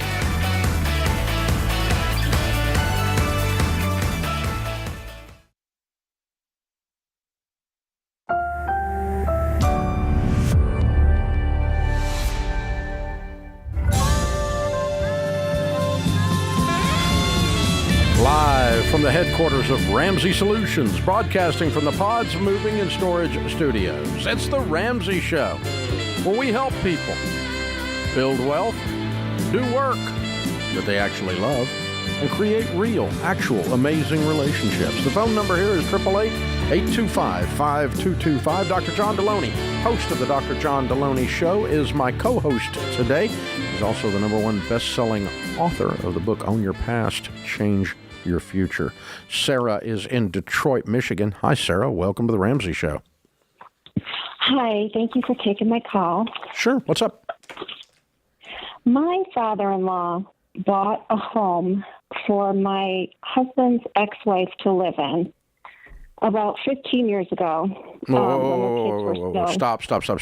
This sounds hillbilly already. I'm having trouble. What in the world? I know. Like, I can hear the banjo music is playing. Dad bought your husband's ex-wife a house to live in. Yes. And a moonshine still out back? I don't understand the situation at all. My family doesn't do things like this. No, normal people don't do crap like this. It usually is the other way around. I mean, Byron. No, oh my goodness. Okay, so after the divorce, maybe he's taking care of the kids. Maybe that's it. Was his grandkids there? His grandkids were there. All right. Okay. Yeah. All right. That is somewhat more sane. Okay, but still stupid. But okay. So, at the time, they had 2 teenagers, and I think one was about 10 years old. So this was about 15 years ago. So she's lived there since then. She doesn't pay rent. Father-in-law has upkept the home, and the house is not in her name. He bought it and lets her live there. Yes, and kept the house in his name. Okay, good. Okay, that's better even. Okay. Is it? Yeah. This is going to be a supernova. I can't wait. This is going to be great. So the kids are grown now. Mm-hmm. She still lives there. Mm-hmm. And I just happened to see a piece of paper that said title on death, the title to go over to my husband when my father-in-law passes away. Mm-hmm. Mm-hmm. So I guess my father-in-law is expecting my husband to keep the house up and pay I don't care what he expects. No. As my wife told me once, John, I'm not doing chores for you after you're dead. Ooh. Yeah. Ooh. Okay, so here's the thing. Regardless of how it occurred, where it is today is Stupidville. Can we agree with that? Yeah. So your husband needs to go sit down, have a cup of coffee with his dad, and say, Dad, I don't want to have to deal with this crap. You need to deal with it now. Ex-wife doesn't have a reason to live there anymore. Free. The kids are grown and gone. She needs to move on now. It's not mean. It's weird. It's weird. Just say it out loud. She's lived rent-free for 15 years. He did it because he's a grandpa's heart. I got a grandpa's heart. Right. And grandpa's heart sometimes will he's cause you to do very stupid butt things, and he did a stupid butt thing, but he needs to handle this before he dies. What? Yeah. Okay, so I don't even know. I can hear in your voice he's not going to. So is your husband a wuss when it comes to his dad? A little bit. No, Dave, of course he is. He bought his ex-wife a house, of course. Yeah. Okay, so here you really need to run down to Walmart and pick your husband up a backbone. They're on aisle 3, and you need to send him on over to his dad and say, Dad, I don't want this house unless you move her out before you die, because I don't want to have to deal with her. She's my ex for a reason. We don't want the house. Take my name off the deed, or get her out. One of the two. Because I'm not going to have to deal with evicting my ex-wife. Because the day you inherit this, she gets evicted if she doesn't move voluntarily. Right, which I don't think she will. It's the free ride that comes to an end, my girl. Time to move. Yeah. And when Dave starts talking French, you know he's serious. That's hillbilly French right there. That's right. Yeah, redneck. That's just not. This is dumb. Go ahead, Sarah.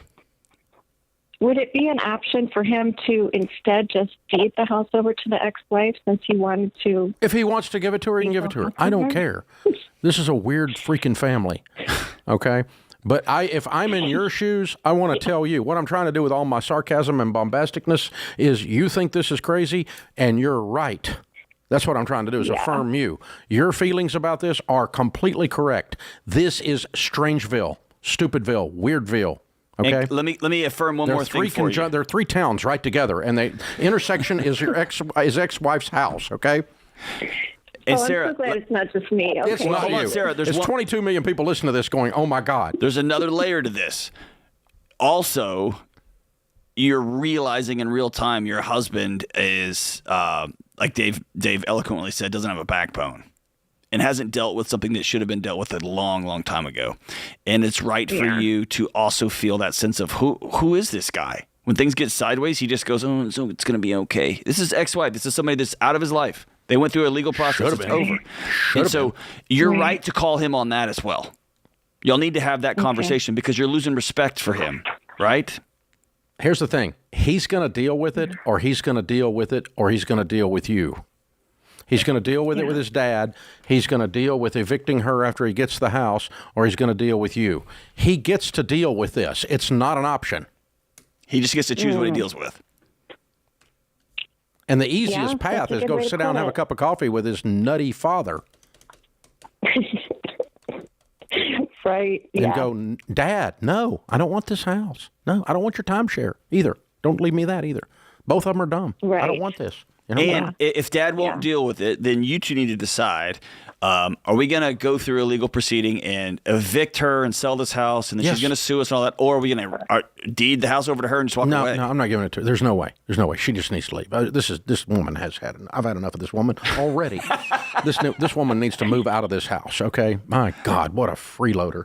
And so, no. Okay, I was feeling guilty. No, you don't need to feel guilty. This is dumber than a rock. So here's the steps. If it's me, you need to sit down with your husband, and the two of you need to address the fact that he won't address this. John's right, because this is going to put a splinter in your all's relationship. You don't want to leave there. Number two, then he needs to go, he does need to go sit down and talk to his dad very calmly, nicely. He doesn't have to be as crazy as I'm being on the air. I'm doing that to give you strength and remind you that you're normal and that what you're thinking is real. Because the voices I just gave were also in your head. So I'm just saying them out in the loud, okay? Now, he sits down with his dad calmly and says, Dad, this is weird. I don't want to have to deal with this. I don't want to have to deal with her. That's why she's my ex, and you need to move her out of there before you die, or you need to take my name off of this whole thing. If Dad won't deal with it and he leaves him the thing, the instant Dad is ill, your husband needs to tell his ex-wife she has 30 days and we're going to be selling the house. You've got to move. And your husband needs to handle this. None of this are you responsible for. He has to man up and handle this. It's his freaking family and his freaking mess, and he's got to do it. And you got to kick him hard enough to get him to do it. This is The Ramsey Show.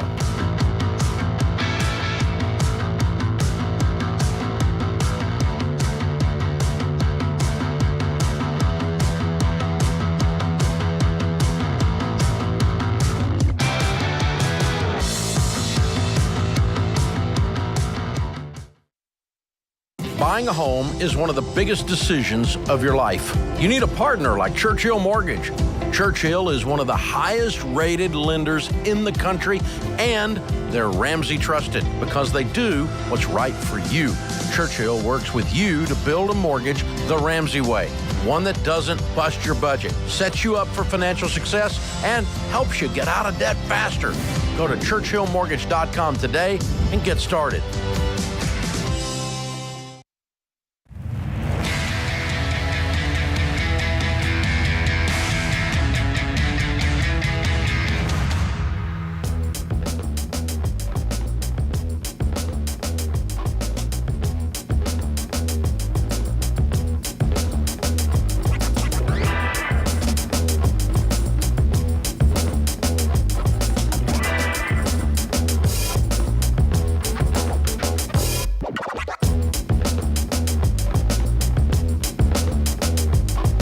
Dr. John Deloney, Ramsey Personality, is my co-host today. Thank you for joining us, America. It is a free call at 888-825-5225. Paying off debt's smart. Saving and investing is smart. Being outrageously generous is smart. There's one key to winning with money that people overlook, and that's protecting your finances from emergencies. And this is where the right kinds of insurance come in, and that's smart. There are 10 kinds of insurance that might be smart for you. We've built a free tool called the Coverage Checkup to show you which types are smart, which ones to add, drop, or adjust. Drop the dumb ones, keep the smart ones. We'll show you how it works. And it's all free and it's fast. Takes about 5 minutes. You need to go to RamseySolutions.com/checkup, RamseySolutions.com/checkup. Don't let an emergency sneak up on you. Protect your family now. Open phones here at 888-825-5225. Peter is with us in Columbus, Ohio. Hi, Peter. Welcome to the Ramsey Show. Hey, good afternoon, gentlemen. Thanks for the time today. Sure. How can we help? Question for you. So my wife and I are on baby step 4, 5, and 6. We recently bought our first house as a family We put down about 300, so we only have about 100 left on it. We have 30,000 in a 529, and we make household income about 110 a year.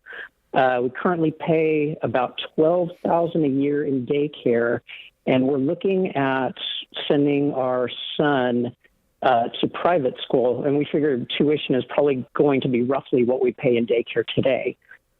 Kicker is we're older parents. I'm 50. My wife's in her early 40s, and we have a 3-year-old son. So question is, would it be wise to draw down a portion of that 529 to pay for a portion of the private school tuition, which would allow us to pay down our mortgage faster, with the thought being that having a paid off house would make college easier to cash flow later?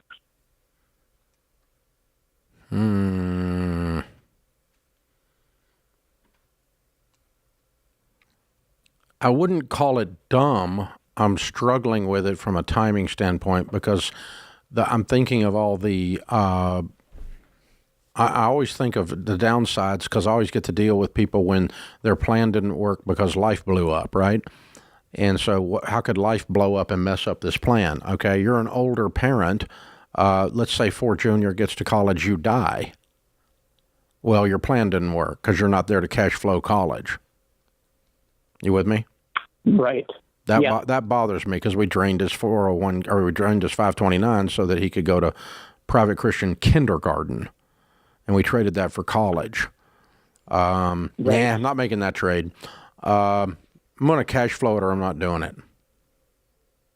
Cash flow the private school tuition in the short term. Yeah. Okay. Yeah, because I need that. I need that nest egg there to back him up if you're not there to back him up. Yeah, that makes sense. We were just saying the other night when we were talking about it, it would make this decision a lot easier if we knew what the future brought.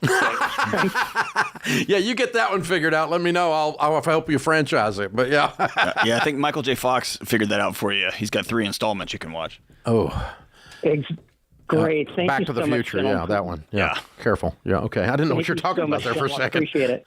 Yeah. Back to the Future there. Yeah. I tell you what, Dave, I don't know if I want to go here. You can just say, let's move on.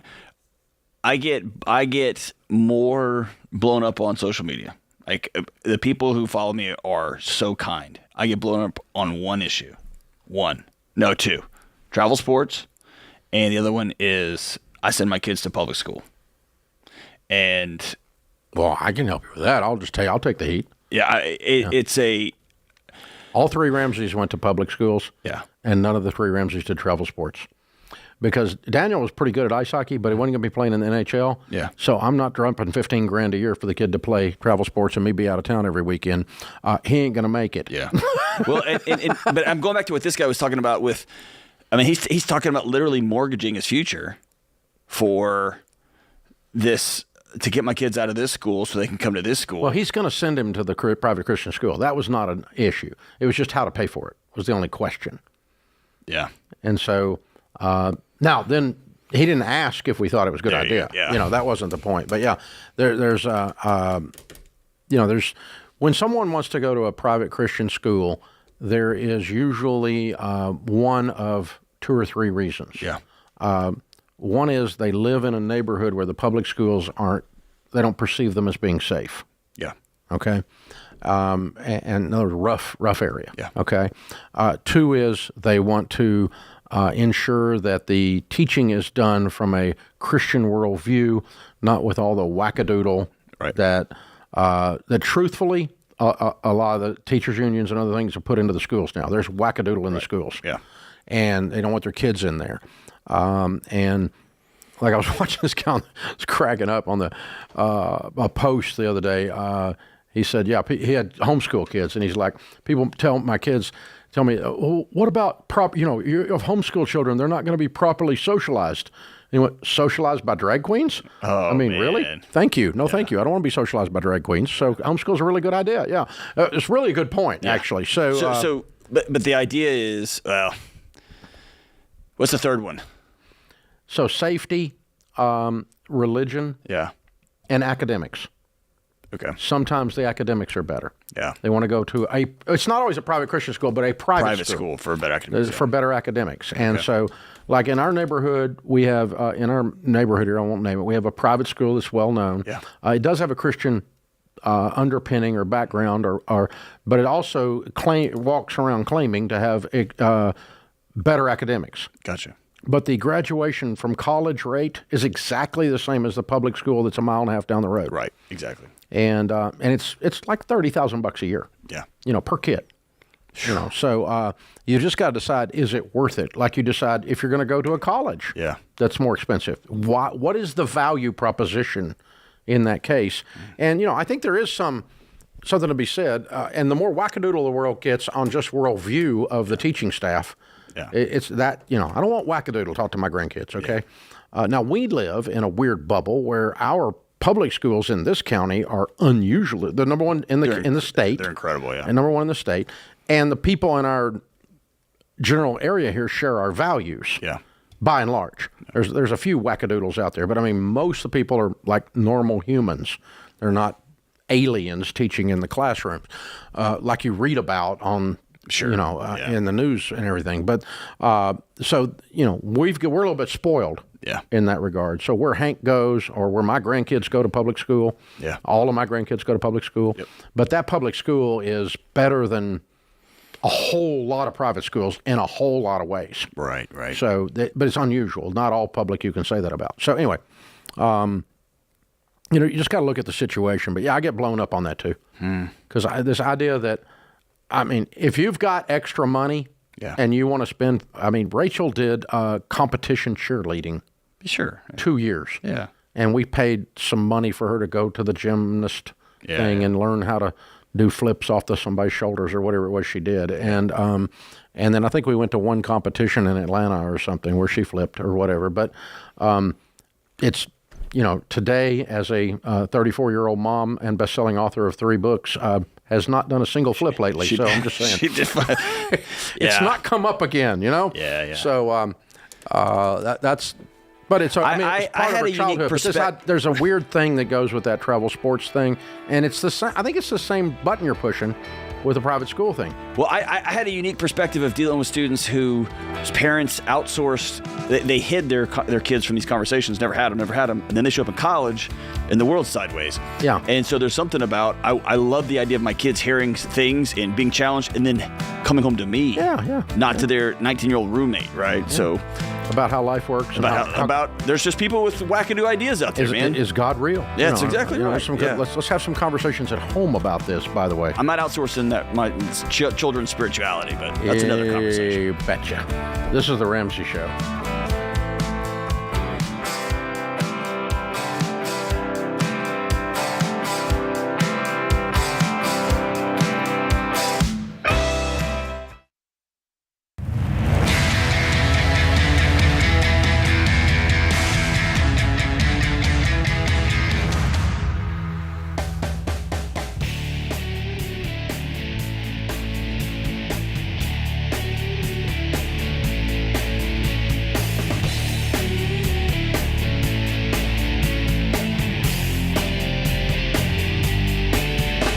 Dr. John Deloney, Ramsey Personality, is my co-host today. Hey, guys, listen up. Our brand new Ramsey Event Center is going to be opening to the public with our inaugural event in 2 weeks.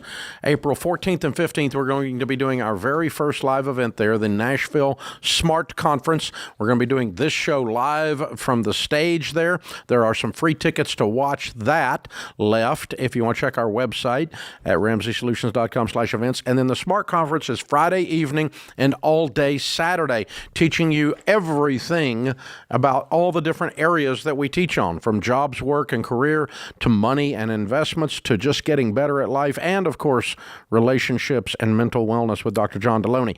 All of that's going to be there. There's 2,500 seats in there. It is almost sold out. There are 71 seats left if you want to come. It's only $119. You're going to get an inaugural pass. You're going to be the first one ever to be at a live event in that in terms of the public in that particular building, and we're looking forward to having you.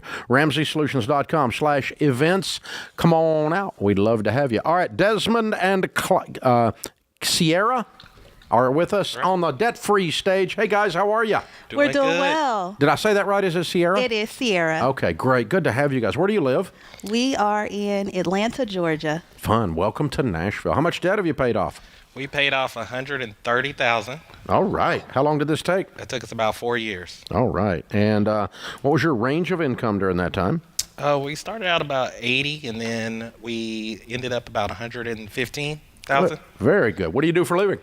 We're both special education teachers. Oh, wow. What a great calling. Good for wow. you. That's where I take a moment of silence. Y'all are incredible. Yeah. Incredible. Fabulous. Well done. All right. And what kind of debt was this $130,000? It was all student loans. Student loans. All right. So how long have y'all been married? We will be celebrating 12 years of marriage this May. So 8 years into your marriage, you looked up and said, there's an unwelcome person in our house. Her name is Sally Mae. Yeah. We need to evict this old woman. She be ugly. Tell me the story. What happened? Well, it actually started when I was in college. I got introduced to financial peace from my Chick-fil-A owner-operator, Luke. Go, Luke! He was a coordinator at the church that he was attending. Uh-huh. And he challenged us to go through the class, and I just went through it, and it was good. I failed the class. You flunked. You did nothing. I flunked the class. Did nothing. But it was instilled. The principles were instilled in me, and I always wanted to do it.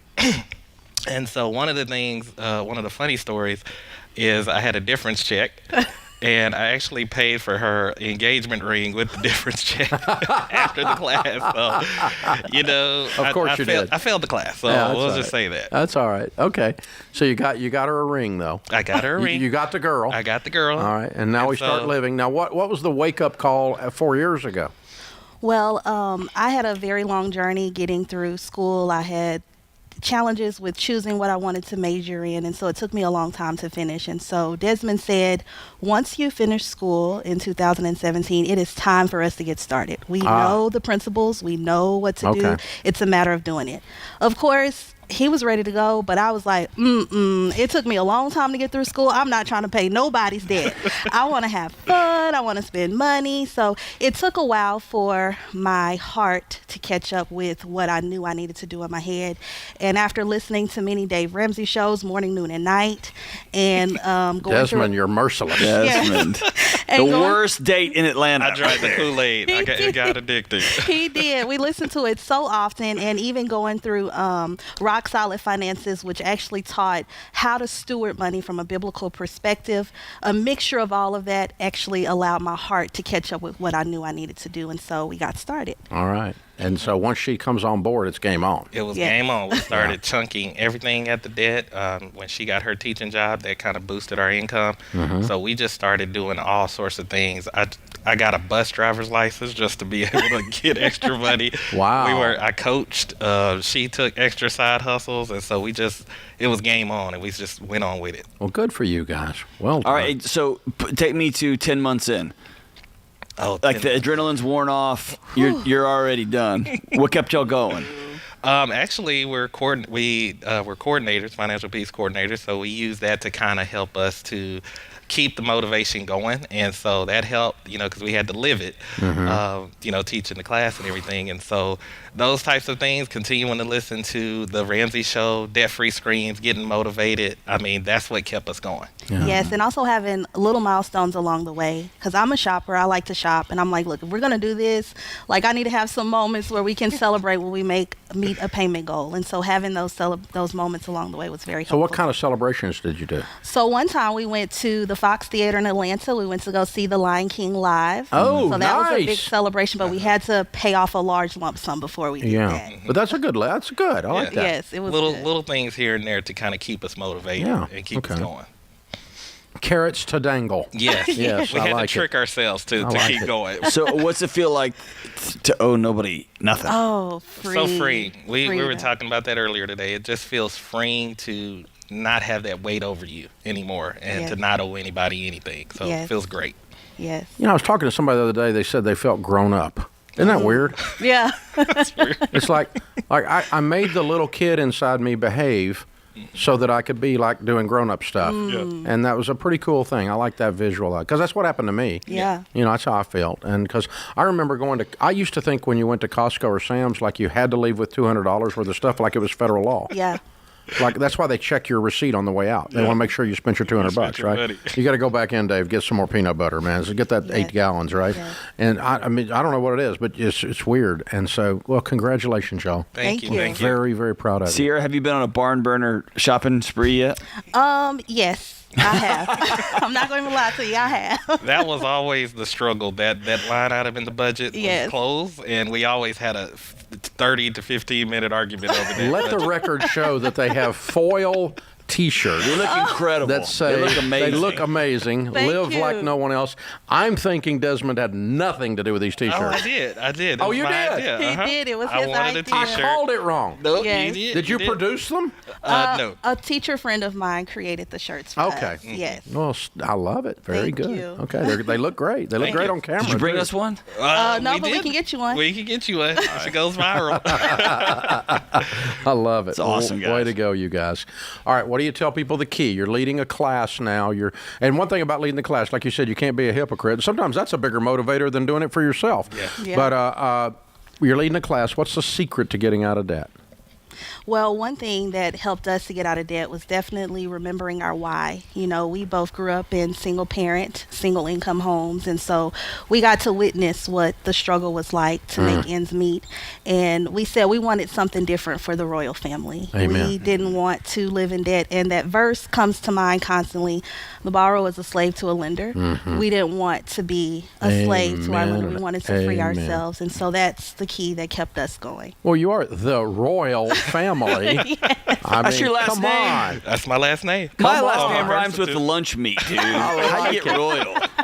You got Deloney, Baloney, and we have the Royals. Yeah. You got the royal family. Good grief. That's perfect. The royal family should have a better life. I'm just saying. What's your key, Desmond? My key was the discipline needed. In Hebrews 12:11, we got that on our back.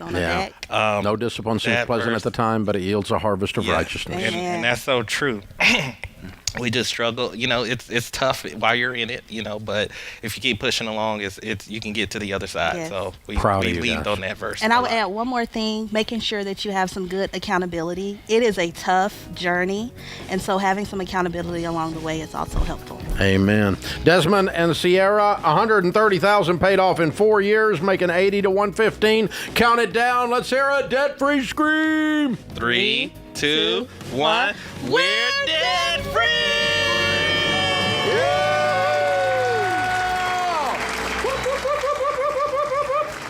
Way to go, you guys. Congratulations.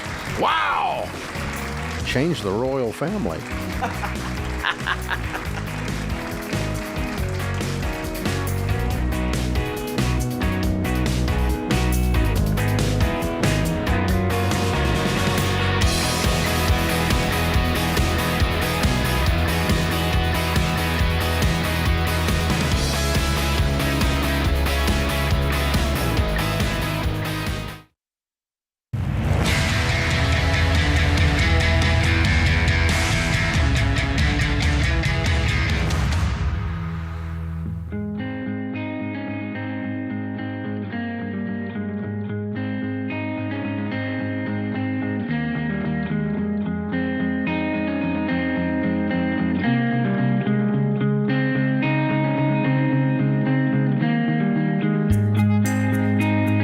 Dr. John Deloney, Ramsey Personality, is my co-host today. Our scripture of the day is James 1, 5, and 6. If any of you lacks wisdom, you should ask God, who gives generously to all without finding fault, and it will be given to you.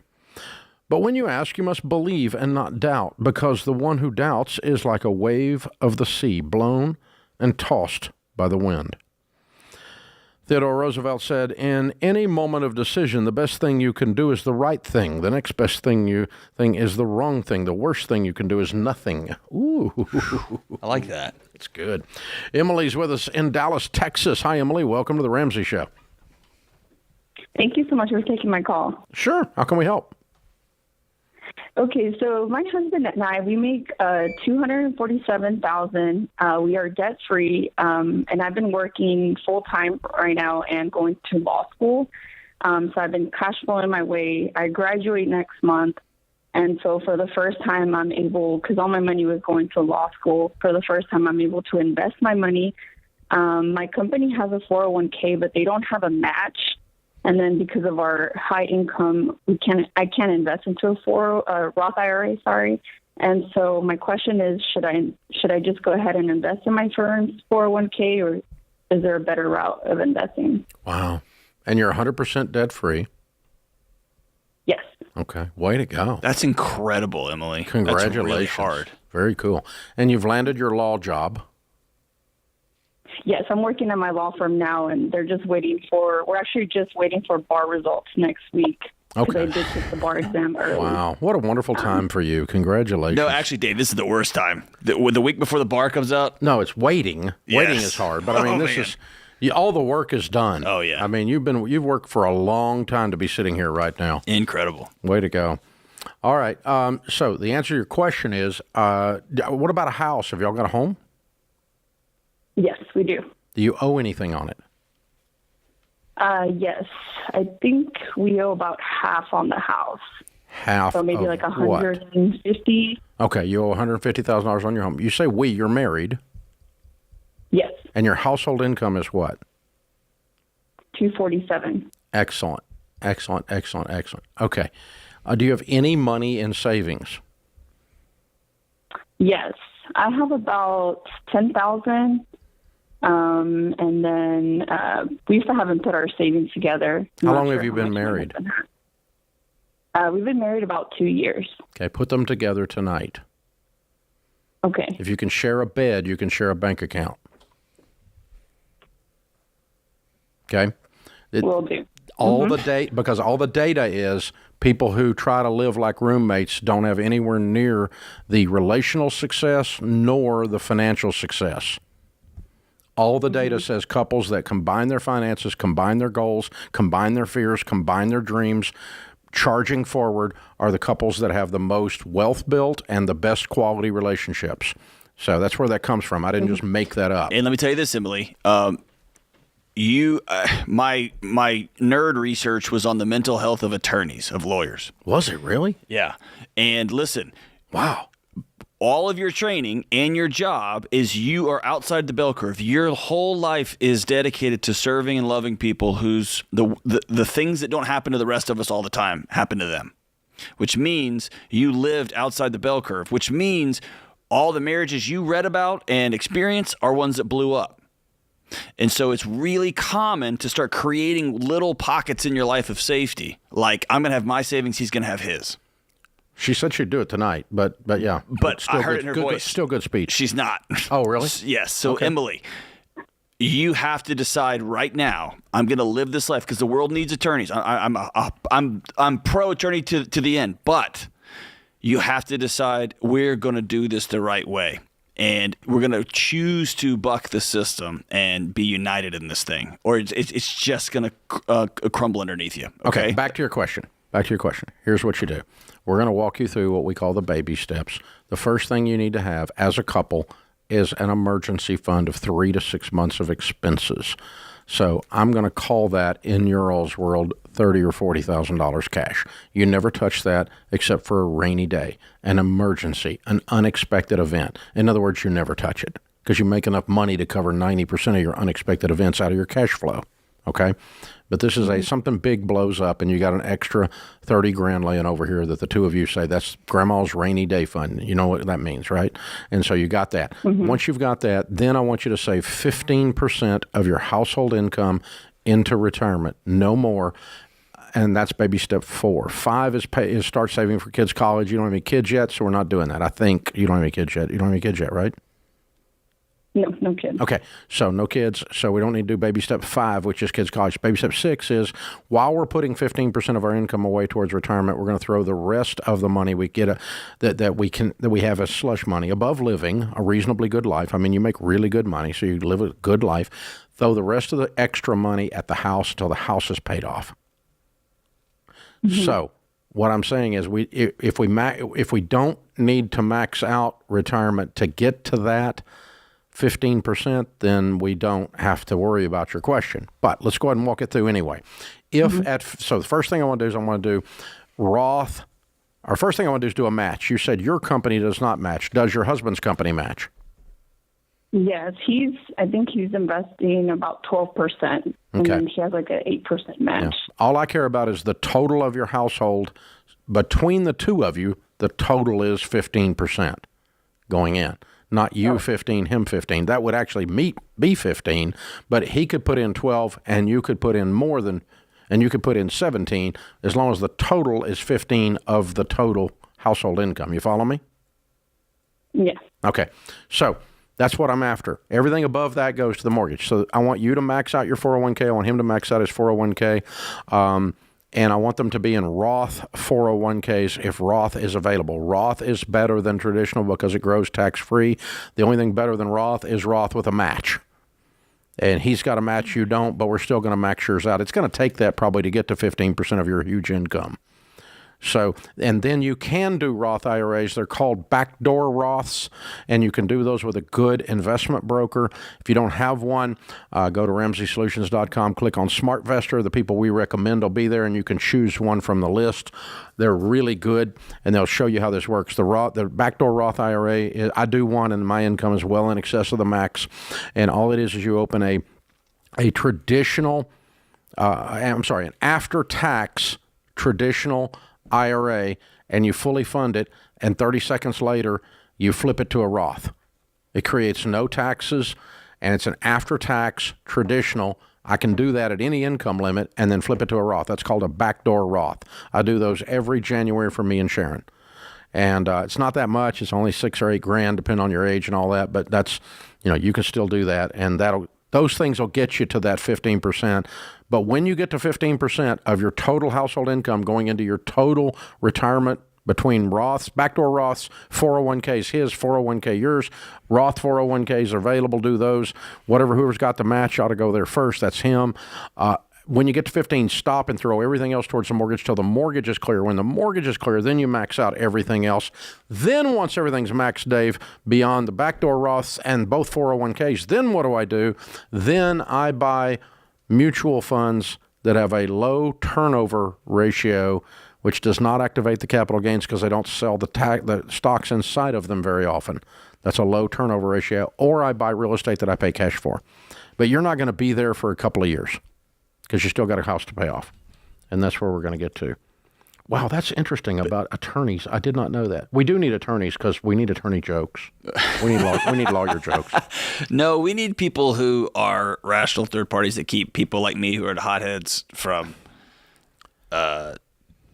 doing dumb things. Yeah. You've had different experience with some attorneys than that, but okay. I've had some rough ones, some very, very rough ones. I got some good ones that are friends, and some of them on our team and all that work here. I like them, really, but they really give me a hard time about ripping on attorneys. But it's fun. It's fun. Hey, Emily, we're very proud of you. Good luck. That puts this hour of the Ramsey Show in the books. We'll be back with you before you know it. In the meantime, remember, there's ultimately only one way to financial peace, and that's to walk daily with the Prince of Peace, Christ Jesus.